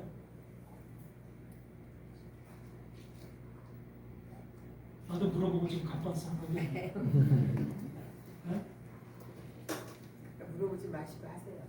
근데 이 사람을 통해서 나온 이론자가 또 누구야? 알마니우스야. 알마니우스 알죠? 알마니우스. 칼빈주의와 알마니우스가 또 대적하잖아. 알마니우스는 바로 뭐야? 인본주의적. 이성을 가지고 여러분들 하늘나라에 갈 수 있다. 그러니까 이성을 가지고 여러분들 이성이 죽지. 마틴 루터는 이성이 100% 죽었다. 여러분의 생각과 이성이 이론이 죽었다라는 그것을 마틴 루터의 주장이야. 그런데 알마니우스는 어떻게? 우리 이성이 다 죽지 않았다. 한 30%, 40%, 50%는 살아있다. 그래서 하나님의 은혜도 필요하지만 은혜만을 가지고 우리가 천국에 가고 구원받는 것이 아니라 우리 사람의 이성을 가지고 이성 속에서 하나님을 영접하고 하나님을 인정하고 내 속에서 하나님을 쫓아가는 그런 것도 살아있기 때문에 내 의지로도 하나님을 찾아갈 수 있다. 그것이 카톨릭 신앙이고 토마스 아퀴나스를 통해서 만들어진 카톨릭의 신앙이 바로 알마니우스 신앙과 똑같은 거예요. 그래서 알마니우스 신앙이 바로 그런 신앙. 그 알마니우스 신앙을 여러분 전적인 마틴 루터의 신앙을 믿겠어요? 알마니우스 신앙을 믿겠어요? 어떤 이론이야 여러분 속에? 네? 여러분의 이론이 이성이 살아있어요? 하나님이 볼 때 우리 이성은 죽은 거예요. 100% 죽은 거예요. 더 이상 우리의 생각이나 우리의 이론이나 우리의 가치로나 우리의 지식으로는 하나님 나라에 갈 수 없다. 전적인 하나님께서 베풀어 주시는 100%의 은혜를 통하지 않고는 우리 하나님 나라에 갈 수가 없어요. 하나님이 불러주시지 아니하면 하나님 나라에 갈 수 없다는 거. 이걸 믿어야지만 정확한 신앙의 기초가 되는 거예요. 그렇지 않고 내 이론으로, 내 생각으로, 내 지식으로, 내가 배운 신학으로 하나님 나라에 갈 수 있다. 이렇게 가르치면 잘못된 거예요. 이것이 바로 1800년도에 고넬리우스 반틸이라고 하는 사람과 아브라함 카이퍼라고 하는 사람이 세운 전적인 바로 하나님의 그 은혜로만 하나님 앞에 가야 돼. 그게 공식이에요. Y는 FX, 또 Y는 FX 플러스 알파라고 하는 공식이에요. 그 변증학에서. 이런 공식을 내놓은 것이 바로 다른 것이 아니라 전적인 하나님의 100% 은혜를 주장하는 사람이 있는 반면에 은혜 말고 은혜도 필요하지만 옆에 내 이성을 내가 하는 것도 내가 열심을 내고 내가 주님을 쫓아가는 것도 필요해. 그래서 에라스무스 마틴 루터하고 싸운 사람이 에라스무스야. 의지 자유를 얘기해요. 네. 그것에 의해서 에라스무스와 알마니우스에서 만들어진 이론이 바로 자유주의 신학이야. 술라이 에르마의 자유주의 신학이 그때 태생이 되는 거예요. 1799년도에. 그러니까 자유주의 신학은 이성을 중시하는 거예요. 그러니까 이성 중심이니까 인본주의가 돼버리는 거예요. 우리의 이성이 죽지 않았다는 걸 살아요. 그러니까 우리 생각으로 하나님을 찾아갈 수 있다. 이렇게 주장하는 게 바로 자유주의 신학이야. 자유주의 신학을 통해서 그 리칠이라고 하는 사람, 아르나게라는 신학자, 또는 뭐 트렌치라고 하는 신학자, 또 뭐 불트만이라는 신학자, 여러 신학자들에 의해서 바로 자유주의 신학이 오늘날까지 전 세계 교회의 90% 이상을 자유주의 신학이 정복하고 있다는 거예요. 대부분의 교회들이 전부 다 인본주의, 이성주의 신학, 인본주의 신학. 그것이 지금 다 1900년도 와서 제2차 세계대전을 끝나고 나서는 전부 다 그 신학이 모더니즘 신학으로 해서 포스트 모더니즘이라고 해서 그렇게 바뀌어져 있는 거예요. 그 포스트 모더니즘이라는 신학은 뭐냐면 자유주의 신학에서도 초자유주의 신학을 얘기해요. 초자유주의. 그래서 초자유주의 신학일 때 내 멋대로 신학이야. 내 멋대로 신학. 그러니까 교회도 내 멋대로 한다는 거야. 내 멋대로. 내가 원하는 대로. 목사가 원하는 대로. 목사의 가치관을 통해서. 목사가 어떤 것을 주장하는 원하느냐에 따라서 그 교회도 그렇게 목회를 할 수 있다는 거예요. 그래서 우리가 현대인들이 보면은 옛날에는 그런 것이 다 우리나라 사람들 다 까만 머리지만 저 세대가 변하고 나서 파란 머리도 있고 노란 머리도 있고 빨간 머리도 물들이는 사람 있잖아요. 근데 지금은 그런 거 탓해 안 타요? 안 탓하세요. 그런 거 똑같은 거예요. 포스트 모더니즘이라는 것이 목사가 파란 머리 목사도 있고 빨간 머리 목사, 노란 머리 목사도 있고 까만 머리 목사도 있는데 다 그들 개성이라는 거예요. 그게 개성적인 목회를 하는 것이 현대 교회의 바로 이 자유주의 신학 가운데 포스트 모더니즘화되는 신학의 교회의 모습인 거예요. 여러분들 이런 신학적인 배경과 신학적인 흐름을 깨달아야만 내가 제대로 사역을 하고 있는지 주의 종의 역할을 하고 있는지를 알 수가 있는 겁니다. 이 교회에서 이렇게 한다고 해서 야 저 교회 괜찮아 보이는데 그게 쫓아가는 게 아니에요. 하나님의 말씀을 제대로 알고 깨달아야만 우리가 온전한 사역을 할 수 있는 것이지 그렇지 않으면 우리가 전부 다 왜 2000년의 교회 역사는 하나님의 성령께서 역사하셨지만 성령께서 역사하신 역사는 거대한 역사가 아니에요. 하나님은 어떻게 역사해요? 작은 물로 보이지 않는 물줄기로다가 흘러가게 해요. 보이지 않는 물줄. 그게 하나님의 역사예요. 그런데 사단은 눈에 보이는 거대한 역사를 해요. 근데 사람들이 깨닫지 못한 사람들은 거대한 역사를 쫓아가요. 거대한 역사가 하나님의 역사처럼 보여요. 그래서 교회도 커야 되고 교회도 인원이 많아야 되고 교회 건물도 커야 되고 이렇게 되면 거기서 하나님의 역사가 일어날 줄 믿어요. 근데 하나님은 절대로 그렇게 역사 안 해요. 하나님의 역사는 보이지 않는 가운데 작게 역사하는 거예요. 네? 이게 하나님의 역사예요. 여러분같이 작은 교회, 누가 인정하지 않는 목사, 이런 사람들을 통해서 하나님이 역사하시는 거예요. 마지막 종말의 사역이 그런 사람들을 통해서 이루어지는 거라니까. 거대한 큰 정도를 통해서 하시는 게 아니에요. 네. 이것을 여러분들이 아셔야 돼요. 그래서 바로 여러분들이 이 모습을 깨닫길 바라고,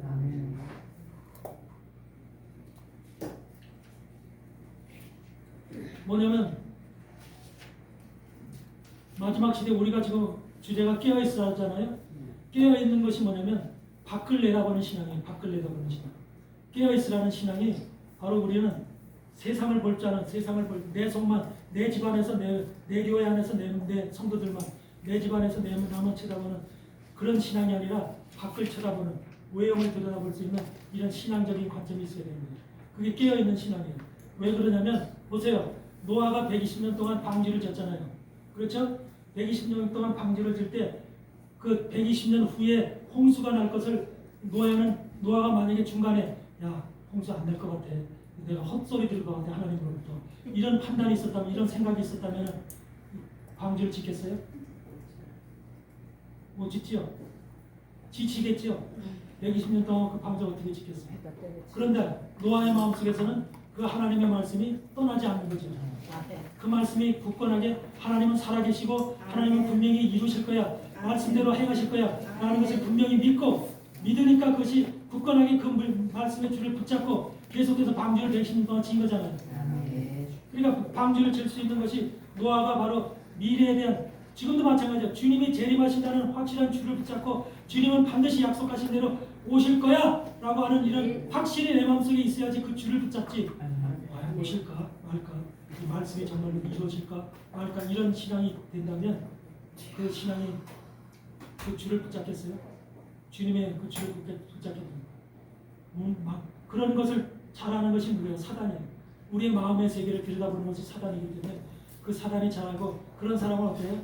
택하신 자라도 우는 사람같이 덤벼서 넘어뜨리는 것이 사단의 목적입니다.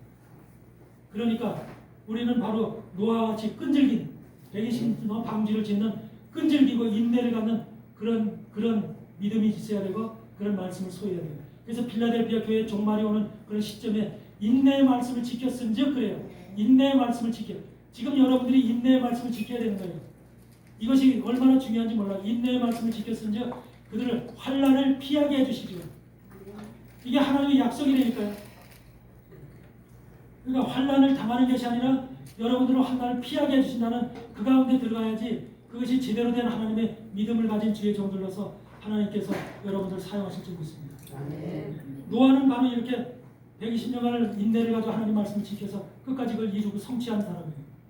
그래서 노아 방주 때 바로 승리를 하고 성공을 했는데, 아브라함은 어떻게 했어요? 아브라함이 바로 창세기 18장에 보니까 아브라함이 장막문에 앉아 있었대요.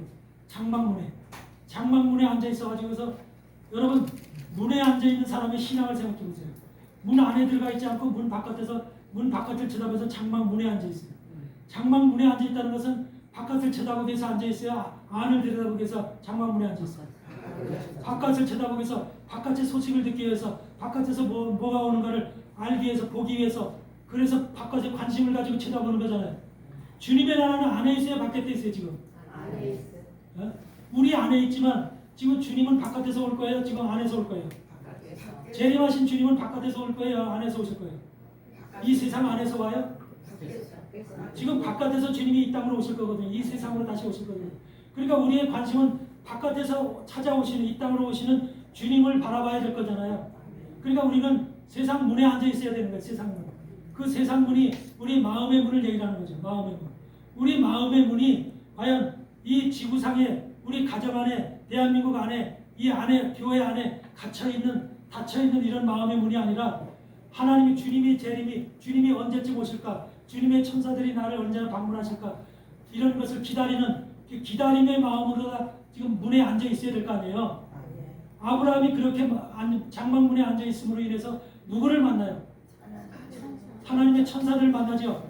천사들을 만나서 천사들을 영접하지요. 그 천사들을 영접함으로 인해서 결국은 뭐합니까? 내가 명년에 이삭을 태어날 것이 이삭을 낳을 것이다 라는 말씀을 예언을 듣지요.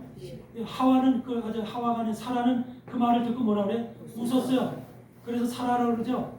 웃었다는 거예요. 한마디로 말해서 인정을, 내가 나이가 이렇게 90살이 됐는데 다 경수가 끝났는데 무슨 내가 아기를 낳을 수 있느냐, 이런 한마디로 여인의 입장에서 인간적으로 봤을 때는 당연한 사고잖아요. 그런데 하나님은 능치 못할 것이 없다, 항상 능치 못할 일이 없으시다라는 단호한 말씀을 하시죠. 바로 그러므로 그 다음에 바로 누구야? 이삭이 태어나잖아요. 그런 것이 바로 아브라함이 바로 하나님의 천사를 기다리고 하나님으로부터 오는 말씀을 기다리고 소망하기 때문에 장막문에 앉아 있었잖아요. 이 문에 앉아 있는 신앙이 얼마나 중요한 거예요. 롯이, 아브라함의 조카 롯이 소돔 성문에 앉아 있다 그러죠. 그래 안 그래요? 여러분 19장 창세기 19장 1절에 보면 소돔 성문에 앉아 있는 롯이 나오죠. 왜 소돔 성문에 앉아 있었을까? 롯은 왜 소돔 성문에 앉아? 소돔 성문에 앉아 있음으로 인해서 천사들을 또 맞이하죠.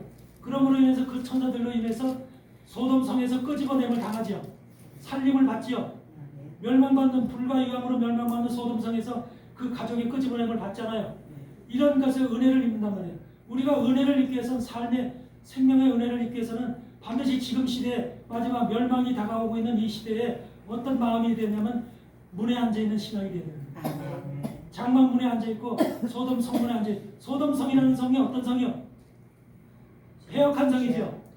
바로 동성애 성이죠. 소돔이라는 것이 소돔아이트라고 해서 동성애자들이 쓰는 말이죠.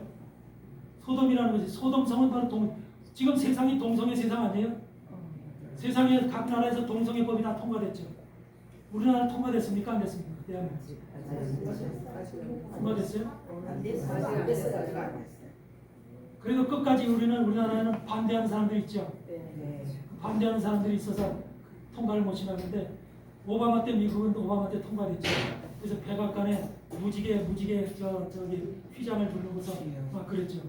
그러니까 무지개 휘장이라는 것이 동성애자를 가리키는 거잖아요. 그런 것들 갖다가 백악관에다 다 이렇게 오바마 때. 그래서 화장실도 미국에서는, 제가 맨하탄에 가서 내가 이스트 강변에 거기를 걸어가는데 화장실에 뭐라고 썼냐면, 화장실에 남녀 공동 화장실, 공동 화장실, 남자들 여자들 누구든지 들어갈 수 있다고 공동 화장실 표시가 붙어 있는 거예요. 그게 바로 오바마 때 그런 일이 생긴 거예요. 그만큼 지금 사람들이 남녀에 대한 그런 관심, 하나님이 남자와 여자를 만드시고 분명히 분리시켰죠. 남자 여자가 이 세상에 만들어 놓으시고 하나 되게 하셨어요. 하나 되게. 그건 뭐를 예표해서? 주님이라는 이 우주 만물 가운데 남자는 누구요? 예수님 한 분인 한자가 하나가 남자야. 예수님 한 분만이 남자라니까. 남자인 나도 여자요. 예수님이 볼 때는 주님이 볼 때는 우리의 영을 보고, 육체를 보고 남녀를 가리는 게 아니라 영을 보고 얘기하는 거예요. 우리의 영들은 전부 다 예수님의 신부가 되어져야 될 영들인 거예요. 아멘. 그렇기 때문에 우리는 육체적인 것으로 보면 안 돼. 하나님의 말씀은 영의 말씀이기 때문에 우리를 바라볼 때 같이 근데 성경을 해석을 육체로 해석하더라고. 육체로 해석하기 때문에 그 해석이 안 되는 거예요. 영적 해석하고 육적 해석하는 부딪힐 수밖에 없는 거예요. 그것이 바로 잘못된 인본주의 신학에서는, 인본주의 목회를 하는 사람들은 바로 그런 설교를 하고 그런 해석을 하기 때문에 이 영적인 과학은, 인본주의는 뭐야? 자유주의 신학은 뭐야? 성모 마리아 몸에서 예수님이 탄생됐다는 거 부인하지요. 부인해요. 인정을 안 해요. 부활했다는 것도 인정을 안 해요. 그리고 모든 기적을, 소경이 눈을 떴다, 무슨 기적 사건이 많잖아요. 이런 기적 사건들을 인정 안 해요. 그것이 자유주의 신학이에요. 하나님은 죽은 자를 살리시고 없는 것을 있게 하시는 분이 하나님이셔요. 능치 못하실 일이 없으신 분이 하나님이신데, 그 능치 못하실 일이 없는 그 하나님을 거부하고 부인한다니까. 그러니까 인간의 눈으로 보고 합당한 거, 이루어지고 저건 될 가능성이 있어, 이런 일들만 인정한다니까. 이게 자유주의 신학이고 신학자들이 하는 일이에요. 여러분들 이런 세상에서 우리가 목회를 하고 있는 거예요. 여러분들 어떤 거를 쫓아가고 어떤 거를 붙잡을래요? 이 마지막 시대 대한민국의 종들 정말로 영적인 종이 되기를 바랍니다. 아멘. 그래서 바로 노아라든지 아브라함이든지 롯이라든지 이런 사람들은 바로 그렇게 장막 문에 앉아 있고 소돔 성문에 앉아 있는 이런 신앙을 가지고 오늘날 세상을 바라볼 때 얼마나 폐역하고 악해요.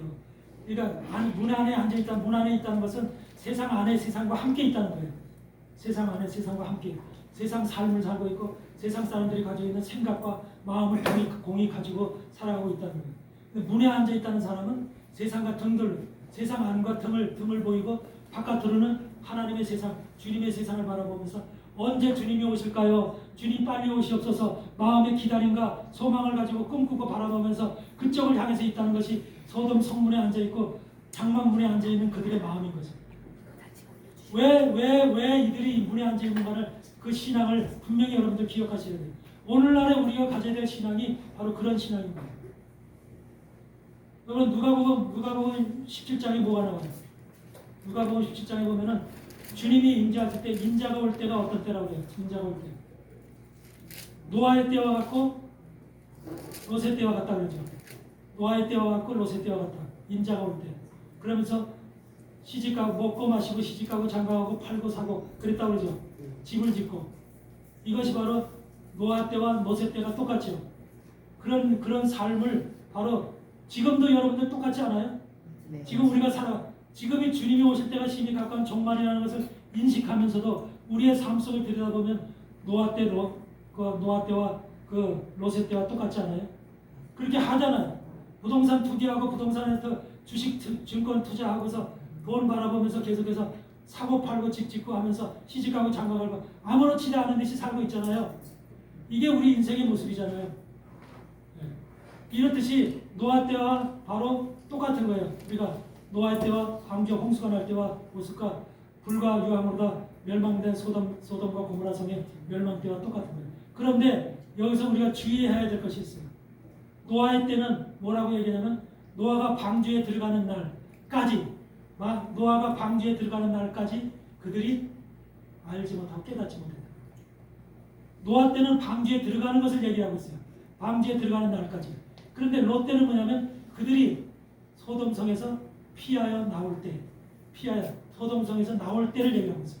소돔성에서 나올 때까지 소돔성 안에 있는 사람들이 깨닫지 못하고 알지 못했다. 노아 방주 때는 들어가는 것을 얘기하고 있고 소돔성 때는 나오는 것을 얘기하고 있어요.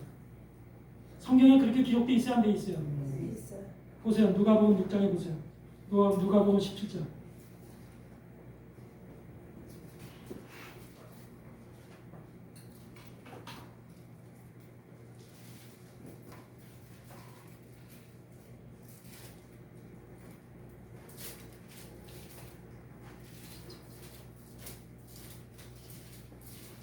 26절 누가복음 17장 26절을 보면은 26절서부터 노아의 때에 된 것 같이 인자의 때에도 그러하리라.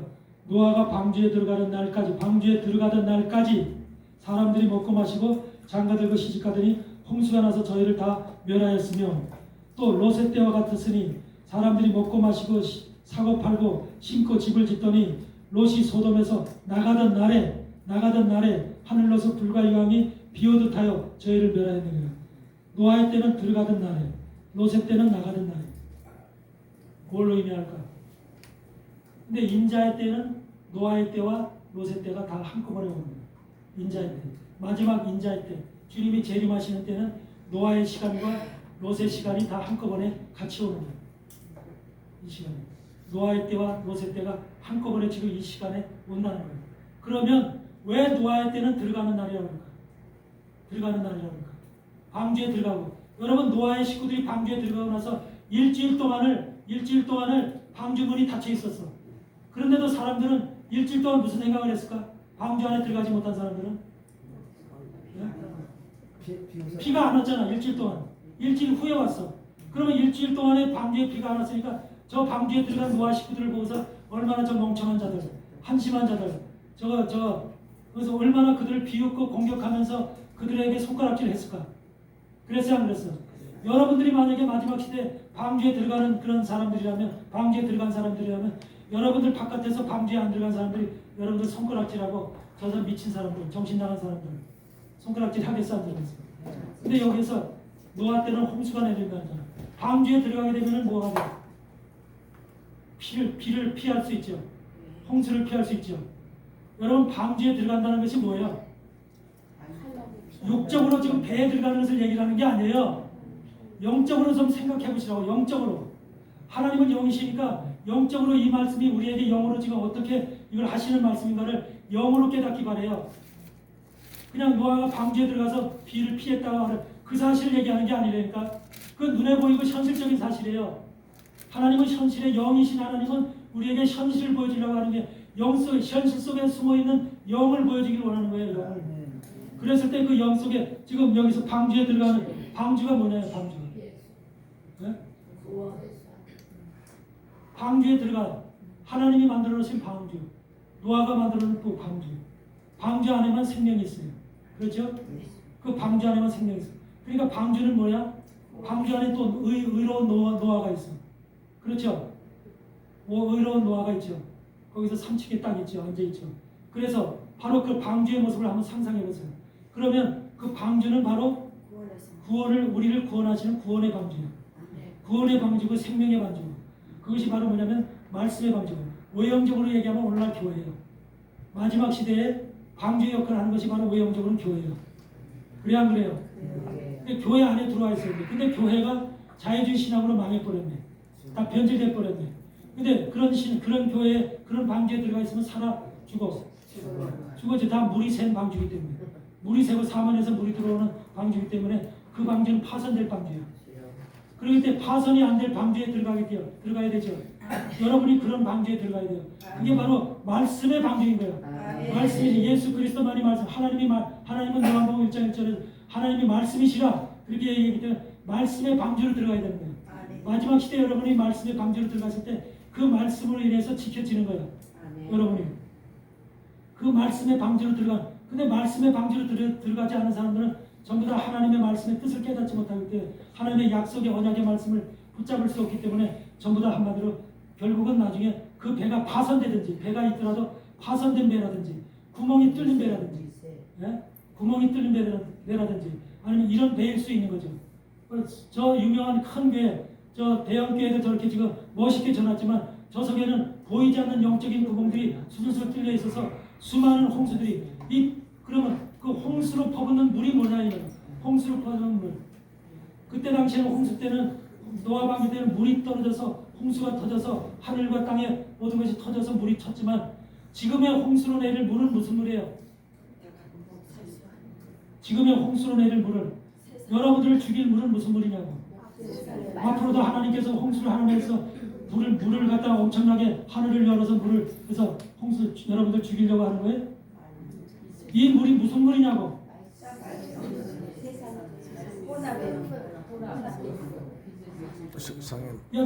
노아 방주에 있는 사람들만 살고 그 당시에 죽였던 물은 이 물은 바로 그 사람들 실질적으로 죽였던 물이죠. 오늘날 마지막 시대 이 물이 노아 시대의 이 물이 내린다면 이 물은 누가 주는 물이에요?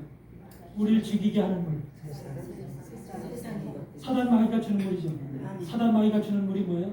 바로 교육의 물이죠. 학식의 물이죠. 신학의 물이죠. 우리 세상 사람들은 전부 다 태어나서부터 교육받고 살죠.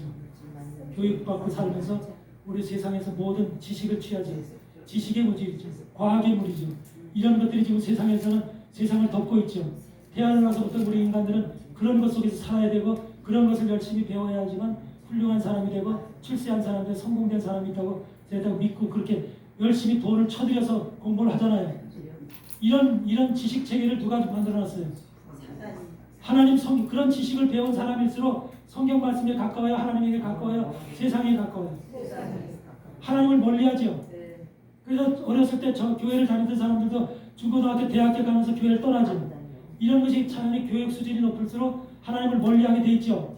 이게 세상 교육이 사단의 물이 그들 속에 채워지기 때문에 이게 바로 물로다. 그래 세상 물로 이 비가 와서 물이 아니라 그들의 생각 속에, 사고 속에, 지식 속에, 인간의 머릿속부터 손끝발톱 속에 사단의 물이, 교육의 물이, 사상의 물이, 철학의 물이 가득 찬다는 거예요. 그러므로 해서 인생을 머리서부터 손끝발까지 사단의 물로 채워놓는다는, 그래서 그 인생을 죽인다는 거예요. 그게 바로 노아의 당시에 지금 현대 마지막 시대에 일어날 노아 방주의 사건으로 인한 홍수가 이 땅에 내린다는 거예요. 아멘? 아멘. 물이 그냥 물이 아니라, 물은, 우리가 먹는 물은, 하나님이 주신 물은 세상에 물이 있어요. 세상의 물은 우리가 먹어야 되죠. 이런 물 먹어야 되죠. 이런 물은 뭐라고 해요? 히브리어로 마임이라고 하죠. 세상 물을 마임이라고 해요. 마임. 히브리어로 하늘에서 내리는 물. 그걸 뭐라고 해요? 샤마임이라고 하죠. 샤마임은 하늘에서 내리는 물. 우리 하나님께서 우리 인간들에게는 우리 영을 위해서, 영이 자라고 영의 양식으로는 하나님이 샤마임을 우리에게 주셔서, 그 샤마임은 뭐야? 우리에게 주신 성경의 말씀은, 구약과 신약의 말씀이 샤마임이야. 이거를 먹어야만, 이걸 마셔야만 우리의 영이 자라고 양식을 얻어서 우리의 영이 성장할 수 있는 거예요. 그런데 이 말씀을 멀리하고, 이 말씀이 아니고 우리가 이걸 돈 주고 사 먹는 사람들은 거의 없어. 교회를 다니는 사람 몇 사람이 이 뜻을 아는 사람 제외하고는 대부분의 사람들은 세상물을 즐겨하고, 세상물은 돈 주고도 사 먹어. 세상물 며칠 못 먹으면 목에 갈증이 나겠죠. 네? 세상물 며칠 못 먹으면 살아요, 죽어요?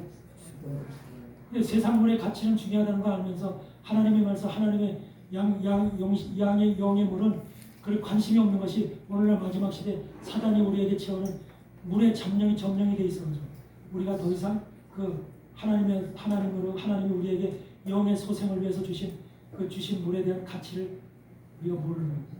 이 말씀이 바로 뭐예요? 계시록 12장을, 이거 계시록 12장 펴보세요.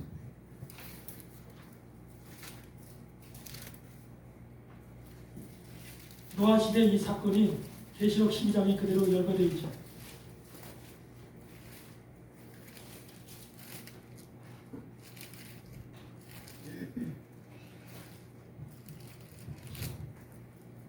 계시록 12장을 보면은 무슨 말씀이냐면 12절부터 한번 봅니다. 12절부터 계시록 12장 12절부터 그러므로 하늘과 그 가운데 거하는 자들은 즐거워하라. 그러나 땅과 바다는 화했을진저 이는 마귀가 자기의 때가 얼마 못된 줄 알므로 크게 분내어 너희에게 내려갔습니다. 여러분, 마귀가 이 땅에 내려온 시간이 언제일까? 시대적으로 보면 마귀가 하나님께 이렇게 해서 하나님한테 이제 패해가지고서 이 땅으로 다 쫓겨났거든. 땅으로 쫓겨났어. 분내가지고 화가 침천해가지고 이 땅으로 쫓겨났어. 마귀가 쫓겨나면은 여러분 누구를 집중적으로 공격하겠어? 세상을 공격하겠어? 교회를 공격하겠어? 교회와 하나님의 사람들 공격하겠죠. 분내어 이 세상으로 쫓겨났대. 그 시간이 언제야? 자기의 때가 얼마 남지 않나. 자기 때가 얼마 남지 않았어. 종말 때를 얘기하는 거야. 종말 때를 얘기하는데 종말 때가 언제서부터라고 시작이 했어요? 빌라델피아 교회 시대에서부터가 종말 때라고 했어요. 빌라델피아 교회 시대. 그때 하늘문이 열리는 시대예요. 하늘문이 열리는 시대가, 하늘문이 열렸을 때 비로소 하늘의 지혜도 충만하게 이 땅에 영적 지혜도 내려오고 세상적 지혜도 내려오는 거예요. 그래서 과학이 발달하는 거예요. 그래서 과학이 이 땅에 엄청나게 발달하는 것이 빌라델피아 교회 시대에서부터 과학이 이 세상에 충만하고 과학이 발달하는 거예요. 비행기가 생기고 기차가 생기고 모든 자동차가 생기고 전기가 생기고 다 이 빌라델피아 교회 시대에 생기는 거예요. 하늘의 문이 열린 시대라고 하잖아요. 하늘의 문이 하늘의 문에 열려야만 하나님께서 문을 열고 이 땅에 지혜를 내려주셔야만 인간에겐 지혜가 생기는 거예요. 세상적인 지혜도 생기고 영적 지혜도 생기는 거예요. 지혜가 그냥 멋대로 나한테 생기는 것이 아니라 인간의 하나님의 형상으로 지음받은 인생들은 하나님께서 주셔야만, 하나님께 부여해 주셔야만 생기는 거라니까요. 이것이 인간의 모습이에요. 하나님이 손 안 대면 우리는 전혀 한 발짝도 뛸 수 없는 게 인간의 모습인 거예요. 그런데 여기서 지금 하늘에 거하는, 그 가운데 거하는 자들이 있어요. 그래, 그들은 즐거워하라. 계시록 시대에 비로소 하늘에 거하는 자들과 땅에 거하는 자들을 나누어요. 분리가 돼요. 그런데 마귀가 분내어 내려갔어. 그래서 보니까 13절에 뭐라고 하냐면 용이 자기가 땅으로 내어 쫓긴 것을 보고 남자를 낳은 여자를 핍박하는, 남자를 낳은 여자, 예수 그리스도를 낳은 여자, 교회를 얘기해요. 교회. 여기서 여자는 교회를 핍박하고 있는 거예요. 여자는 신부가 될, 예수님의 신부가 될, 여러분 속에서 누가 태어나야 돼요? 예수가 만들어져요. 예수가 잉태되어지고 예수가 태어나야 돼요. 그런 것을 누가 만들어? 교회에서 만들어낸 거예요. 하나님의 말씀을 통해서 만들어낸 거예요. 그래서 여자를 핍박하는지라 그 여자가 큰 독수리의 두 날개를 받아 광야 자기 곳으로 날아가 거기서 뱀의 낫을 피하여 한때와 두때와 반때를 양육받으며 큰 독수리의 두 날개를 받아서 자기 곳으로 날아가서 한때와 두때의 것을 양육받는다. 피한다. 하나님께서 하나님의 사람들을 한마디로 양육시키기 위해서 그들을 하나님의 장소로 피하게 해주시는 거예요. 그런 것이 있고 동일하게 또 뭐냐면 그 밑에 15절에 보니까 여자의 뒤에서 뱀이 여자의 뒤에서 교회의 뒤에서 하나님의 백성들 뒤에서 뱀이 그 입으로 물을 강같이 토하여 여자를 물에 떠내려가게 하려 하되 바로 뱀이 강같이 물을 토한다는 게 뭐예요? 바로 세상의 사단의 물, 교육의 물, 사상의 물, 철학의 물, 이를 모르는 학문의 물, 과학의 물. 여러분 우리가 사는 것은 세상 물에 지금 속에 풍덩 잠겨서 살아가는 게 우리 삶이에요. 그래 안 그래요? 이 물을 누가 토해요? 마귀가 통해내는 거예요. 마귀가 이 물 속에 잠겨있는 이게 이 마귀의 물 속에서 죽게끔 만들어요. 사상적으로 우리가 영혼이 다 죽음으로 인해서 옛날에는 노아 시대에는 물이 잠겨서 진짜로 강지에 들어가지 않으면 물로 인해서 다 수장돼서 죽었지만 그걸 얘기를 하는 게 아니라 하나님의 물을 먹지 않은 바로 세상의 물만 먹은 사람들, 세상의 물로 다 가득 차 있는 사람들, 마귀가 주는 물로 다 지식으로 가득 차 있는 사람들은 결과적으로 우리의 영혼이 다 육체 전체가 다 마귀의 물로 점령당해서 죽음을 받을 수밖에 없는 그런 상태가 되어지는 거죠. 계시록에 바로 이와 같이 노아 방주의 물의 사건이 나오는 거예요. 노아 방주의 사건이 바로 그래서 이 발수이 노아 때와 같다고 얘기하는 거예요. 노아 때와 같다. 사단이 강같이 물을 토해낸다. 강같이 지식의 물을, 교육의 물을, 지식의 물. 여러분 지식이 없으면 이 세상에 살아 못 살아. 목사가 되기 위해서도 신학 지식을 받아야 돼요. 신학 교육을 받아야 돼요. 제대로 된 신학 교육이 아니라 또 변질된 신학을 가르치지만 어떻든 그 과정을 거쳐야 되죠. 이런 과정들이 있듯이 세상 사람들이 성공하기 위해서는 교육을 안 받으면 성공을 못해요. 그러니까 세상에 마귀가 펼쳐놓은 마귀가 불어넣은 그런 물을 잔뜩 먹고 있는 거예요. 이것이 바로 노아 때와 똑같은 거예요. 그러니까 우리의 보이지 않는 물이지만 보이지 않는 지식의 물, 과학의 물 이런 물을 그런 사람들은 그 물을 먹을 때 그 물이 자기의 생명인 줄 알고 먹는 거예요. 생명의 물인 줄 알고. 그렇죠? 여러분 현실적으로 영적으로 한번 생각하면 똑같이 오늘날 현재 지금 세상 속에서 그대로 진행되고 있는 일이에요. 아멘? 이 사실을 깨달아야 돼요. 그래서 여자가 물에 떠내려가려 하되 땅이 여자를 도와서 그 입을 벌려서 용의 입에서 또한 강물을 삼켜버려요. 용이 여자에게 분노하여 돌아가서 그저 여자의 남은 자손 곧 하나님의 계명을 지키며 예수의 증거를 가진 자들로 더불어 싸우려고 받아 모일 것입니다. 하나님의 계명을 지키며 예수의 증거를 가진 자들로 결과적으로 마지막 막판에 싸우게 돼 있어요. 아까도 얘기했다시피 사도 요한이 가졌던 하나님의 예수의 증거를 가진 자들. 이런 자들이 바로 마지막 종말에 사단과 대적해서 싸울 이런 한마디로 영적인 힘을 가진 자들로 1260년 동안을 증거하는 자들이에요. 하나님 말씀입니다. 이런 자들이 반드시 여러분들이 되어야 됩니다. 그래서 바로 우리는 이런 말씀을 가지고 마지막 시대에 여러분들이 어떤 주의 종으로 세워져야 되는지 반드시 하나님의 말씀과 예수 그리스도의 증거 아까도 얘기했듯이 그 말씀이 내게 이루어져야 돼요. 내와 함께 돼요. 하나님의 말씀 아까도 모세율법과 선지자의 글이라고 했죠. 모세율법과 선지자의 글이 하나님의 말씀이에요. 그게 바로 모세와 선지자 선지자를 대신하는 엘리야. 그것이 구약 성경의 전체잖아요. 모세율법과 선지자의 글이 구약 성경의 전체잖아요. 그게 전체잖아요. 거기에 이제 시편이 있는 거예요. 그 안에 그 시편도 다 전부 다 율법 속에 들어가 있는 거예요. 사실 율법의 말씀이 이루어지는 과정을 미래적인 것을 예언하는 거예요. 전부 다 그렇기 때문에 이런 말씀들이 전부 다 여러분 안에서 그 기름에 대해서 전부 기름을 준비할 수 있는 그런 존재들이 되어야 된다는 거죠. 아멘. 이런 것이 얼마나 지금 중요한 것인지를 여러분들 깨닫길 바랍니다. 그래서 한국은 마지막 시대에 동방에서 하나님 사람들이 결과적으로 한국에 초점을 가지고 한국의 모든 것들이 이루어지기를 바라는 이러한 시대가 지금 한국에 지금 도래하고 있다. 이런 걸 여러분들이 깨달으시길 바랍니다. 코로나 시대 이후에 이런 것들이 지금 한국에 집중적으로 지금 오면서 이렇게 하버드 대학 고고학 교수가 있어요. 하버드 대학 고고학 교수인 줄리안 스털링이라고 하는 박사가 있는데 이 박사는 최근에 무슨 말을 했냐면 대한민국이 세계에서 가장 신비스러운 백성이다. 신비스러운 백성이다. 대한민국. 왜? 대한민국의 교회들이 전 세계에 나가 있는 교회들이 다 한마디로 말하면 새벽서부터 일어나서 하나님을 찾고 미국 교회 주일 예배밖에 안 드려요. 미국 교회 주일 예배밖에 안 드리는데 대한민국 교회는 기독교 나라인 미국도 주일 예배밖에 안 드리는데 한국 사람들은 조그만 대한민국 땅에서 이 한반도에서 왔는데 각 곳에 갈 때마다 새벽새부터 예배를 드리는 거예요. 새벽 예배, 주일 예배, 금요일 철야 기도. 그래서 매일 또 주일 예배도 오전 예배, 오후 예배, 예배에 아주 예배에 미친 민족이 되어 있는 거예요. 예배에 미친 거.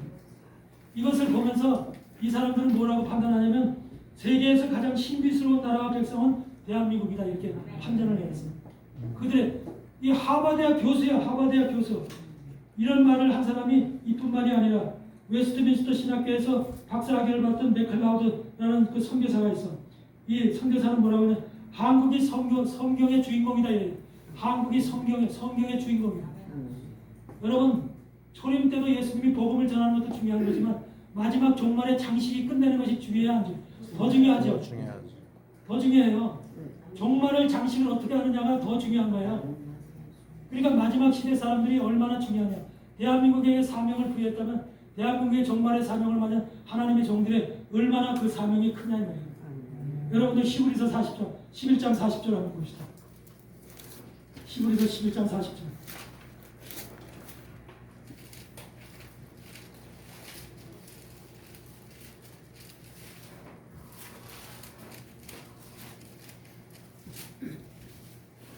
히브리서 11장 40절을 보면 이는 하나님이 우리를 위하여 더 좋은 것을 예비하였은즉 즉 우리가 아니면 저희로 온전함을 이루지 못하게 하려 합니다. 지금 히브리서 11장은 구약 시대에서부터 전부 다 아벨서부터 믿음의 조상들에 대한 열거를 하고 있죠. 이런 사람 아브라함부터 쭉 해서 다윗서부터 쭉 믿음의 사람들 쭉 열거하고 있죠. 이런 사람들이 있는데 이런 사람들은 뭐냐면 이런 하나님이 우리를 위하여 더 좋은 것을 예비하셨음즉 우리가 아니면 이 우리가 누구요?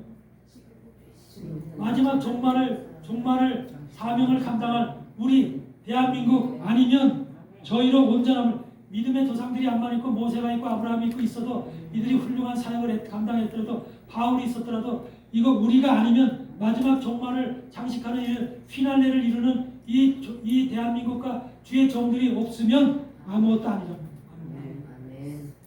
아멘. 대한민국이 이렇게 중요한 나라니까. 이 얼마나 이게 지금 히브리서의 11장에 믿음의 조상들을 열거하면서 우리가 아니면 저희가 한 모든 믿음의 사건들이 온전함을 이루지 못한다는 거, 온전함을 완성되지 못한다는 거예요. 그러니까 얼마나 이것이 기가 막힌 사건이에요. 네? 또 하나 볼까요? 고린도전서 3장을 한번 보세요.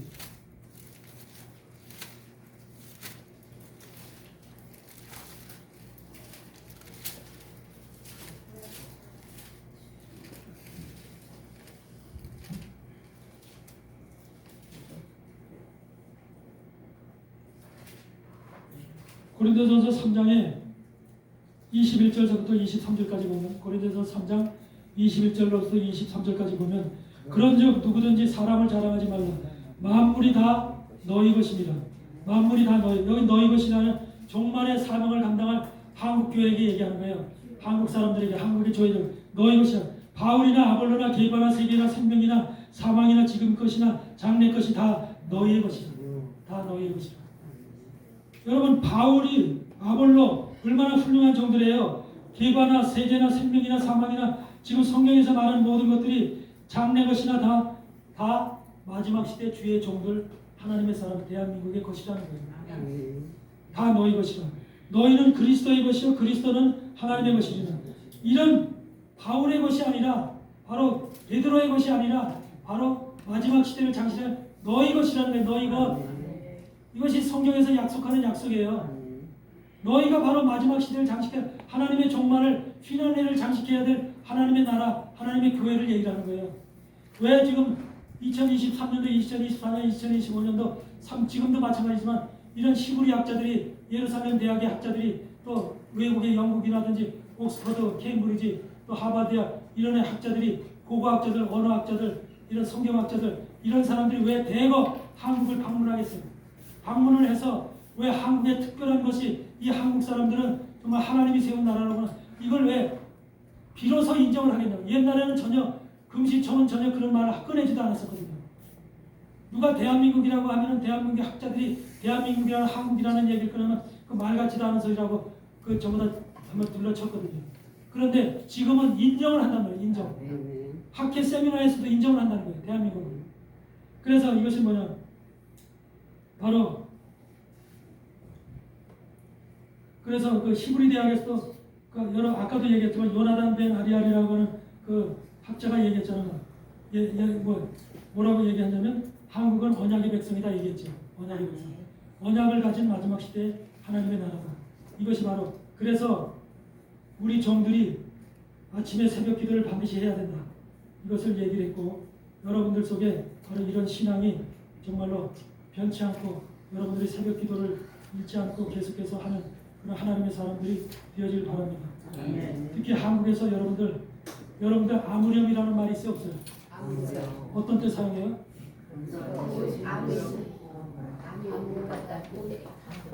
옳다 말이죠. 성경에서는 옳은 말이지 그르다는 없다 그러죠. 그걸 표현할 말이 뭐예요? 아멘이죠. 아무렴이라는 말이 아멘에서 온 거예요. 아무렴이라는 말. 옛날 노인네들은 아무렴 그러고 이제 그렇죠. 그런 지금은 많이 그런 말이 사라졌지만 이런 언어적으로도 언어학자들의 연구에 언어학자들의 연구의 경험을 통해서 우리나라에서 사용되는 수많은 언어들이 이 시브리 말과 시브리의 고대 언어들과 상통되어지는 말들이 상당히 많은 거예요. 여러분들이 아빠 할 때 아바라고 그러죠. 시브리의 아바가 우리나라 아빠예요. 시브리의 이마가 우리나라 엄마예요. 아세요? 엄마 아빠가 시브리 고대 언어하고 똑같아요. 우리나라에 쓰는 엄마 아빠가. 그래 우리나라 사람들이 죽으면 아이고 그러죠. 우리 아이고 그래야 돼. 상징할 때. 시브리의 고대 언어에서 시브리 조상들이 그들이 조상이 죽었을 때 아이고 그랬어요. 아이고. 그게 시브리 언어에서 시브리 언어 학자들이 그거 왜 우리나라에 있는 말이 있죠. 조선 사람들, 한국 사람들 왜 동일한 말을 쓰지? 그래서 그걸 연구를 하는 거예요. 연구. 그래서 계속해서 연구하다 보니까 이건 그냥 자연적으로 우연적으로 쓰는 게 아니라 이것이 무슨 이유가 있다. 원인이 있다. 그래서 여러분들 경상도 경주에다든지 가야지왕이라든지 이런 데 가면 지금 시브리 문자들이 많이 나오죠. 이 유물 중에서 시브리 문자들이 많이 나오거든요. 왜 동방에 시브리 문자가 나오냐는 거예요. 시브리 문자. 그리고 신라 사람들 우리나라 고구려 백제 신라가 있었죠. 고구려 백제 신라가 있었는데 신라 사람들의 뿌리하고 고구려 사람들의 뿌리가 달라요. 신라 사람들의 뿌리 속에는 지금 경상도 지역이죠. 경상도 사람들의 뿌리 속에는 그 조상 속에는 누가 있냐면 케라임이라는 뭐가 있냐면 유대인이 나와요. 유대인. 그 조상이 유대인이에요. 유대인의 뿌리가 있어요. 그걸 여러분들 우리나라를 여러분 케라 뭐 여러 가지 중동 중앙아시아 지역하고 대한민국을 중동의 역사, 중동 역사를 중앙아시아 역사를 공부해 보면 중앙아시아의 역사와 우리나라가 역사가 비슷해요. 고대에 사용되던 그런 역사가. 그러니까 같이 다 통했다는 거예요. 그래서 이런 역사적인 것을 보고 언어적으로 봐도 우리나라는 특별한 나라는 거. 무궁화도 여러분들 우리나라 무궁화가 세계 속에 국화가 무궁화죠. 무궁화가 뭐예요? 로즈 오브 사론이죠. 사론의 장미죠. 사론의 장미가 바로 무궁화예요. 그게 성경에 나오죠. 누구를 가리켜요? 예수님을 가리키죠. 예수님을 가리키는 것이 우리나라 국화꽃이 되니까 그런 나라가 있어요 세상에. 네. 동해물과 백두산이 나라 만세 이런 하나님이 보호하사 우리나라 만세 그런 애국가가 있냐 그 말이야. 그러니까 그들이 전부 다 이런 것을 갖가지 것을 찾아보니까 우리나라가 그리고 우리나라가 1948년 8월 15일 독립했죠. 이스라엘은 1948년 5월 14일 독립했죠. 우리나라하고 이스라엘 독립한 연도가 똑같아요. 이런 것도 전부 다 하나님께서 똑같은 시간에 우리나라를 해방시켜서 독립을 시켜서 바로 한국이 그때서부터 하나님의 나라로 이제 집중적으로 조명을 받을 수 있도록 이렇게 한국에 지혜를 줘서 한국 사람들이 발전 6.25 속에 세상에서 가장 가난했던 나라입니다. 국민소득이 60불밖에 되지 않은 최고의 가난했던 나라가 지금 세계 10위 안에 드는 선진국이 됐잖아요. 예. 이런 나라로 된 것이 그냥 이겠냐 우연이겠느냐. 하나님이 함께하지 않으면 이런 자원도 없고 아무것도 없는 나라가 이렇게 발전할 수 없는 거죠. 세계 학자들이 다 인정해요. 세계 학자들이 다 인정해요. 그런데 우리나라의 고지식한 학자들만 고지식한 목사들만 인정을 안 해요.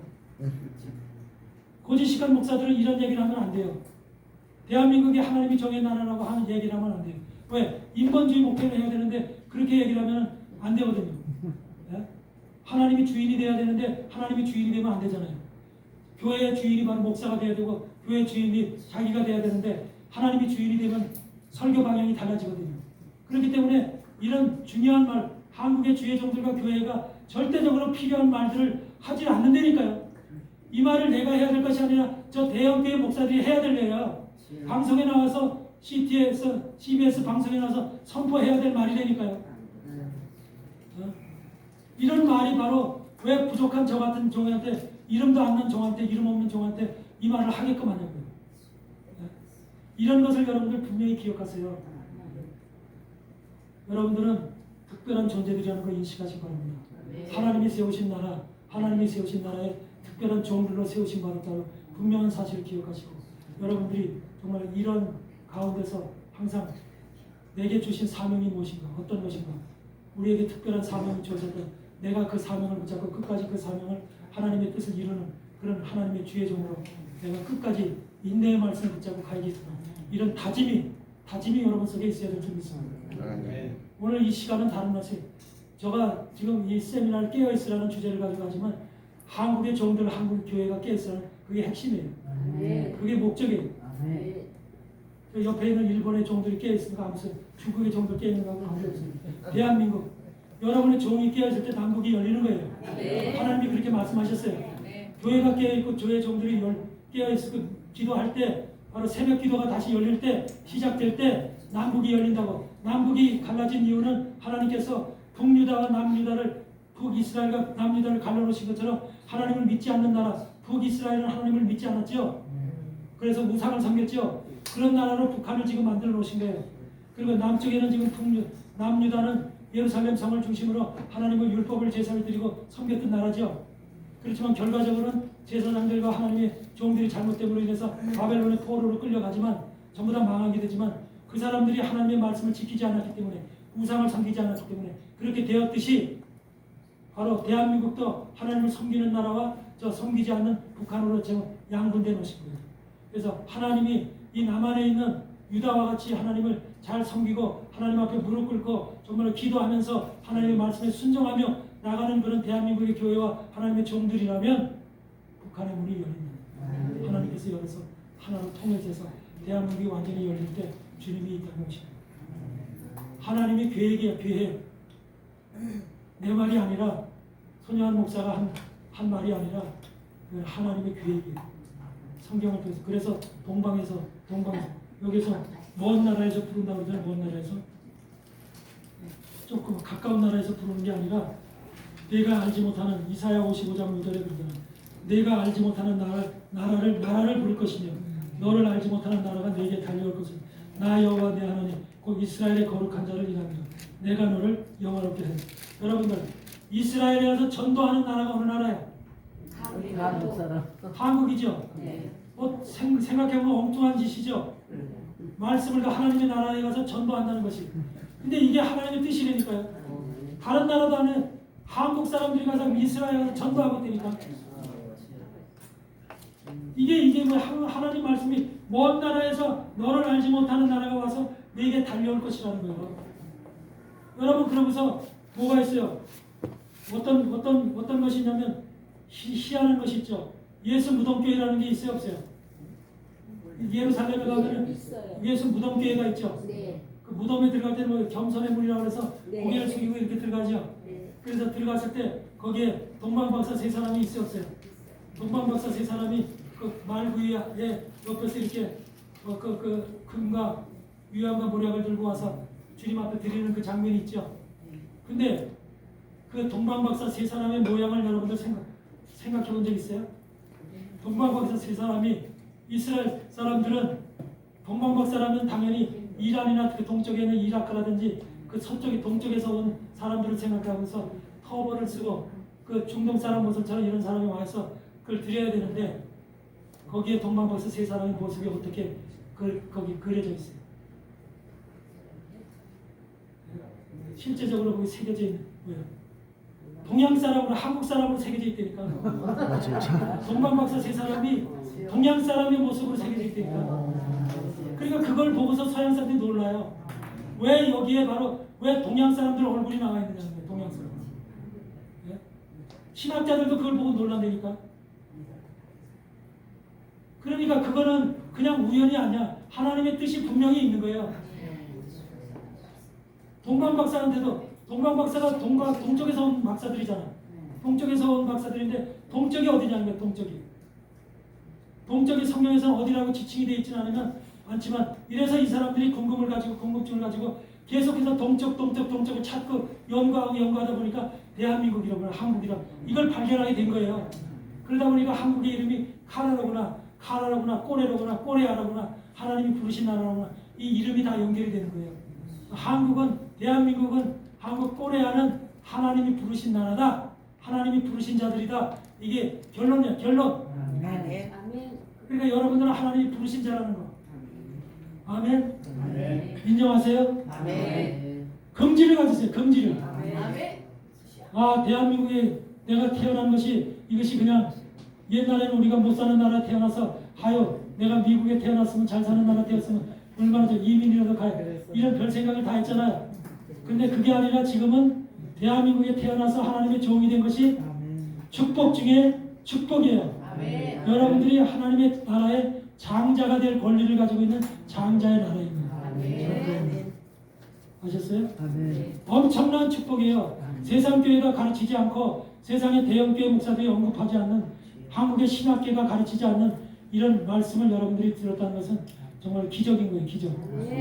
여러분 속에 하나님의 나라에 대한 또 하나님의 종으로 이 땅에 세우심을 받았다는 것에 대해서 정말 긍지를 가지고 절대적인 자부심을 가지고 새벽기서부터 깨우는 강렬하게 하나님 앞에 나가는 그런 하나님의 종들로 복된 종들로 세워지기 바람을 주의 이름으로 축복을 합니다. 아멘. 아멘. 아멘. 우리가 찬송 하나 부르고 기도하고 마치겠습니다.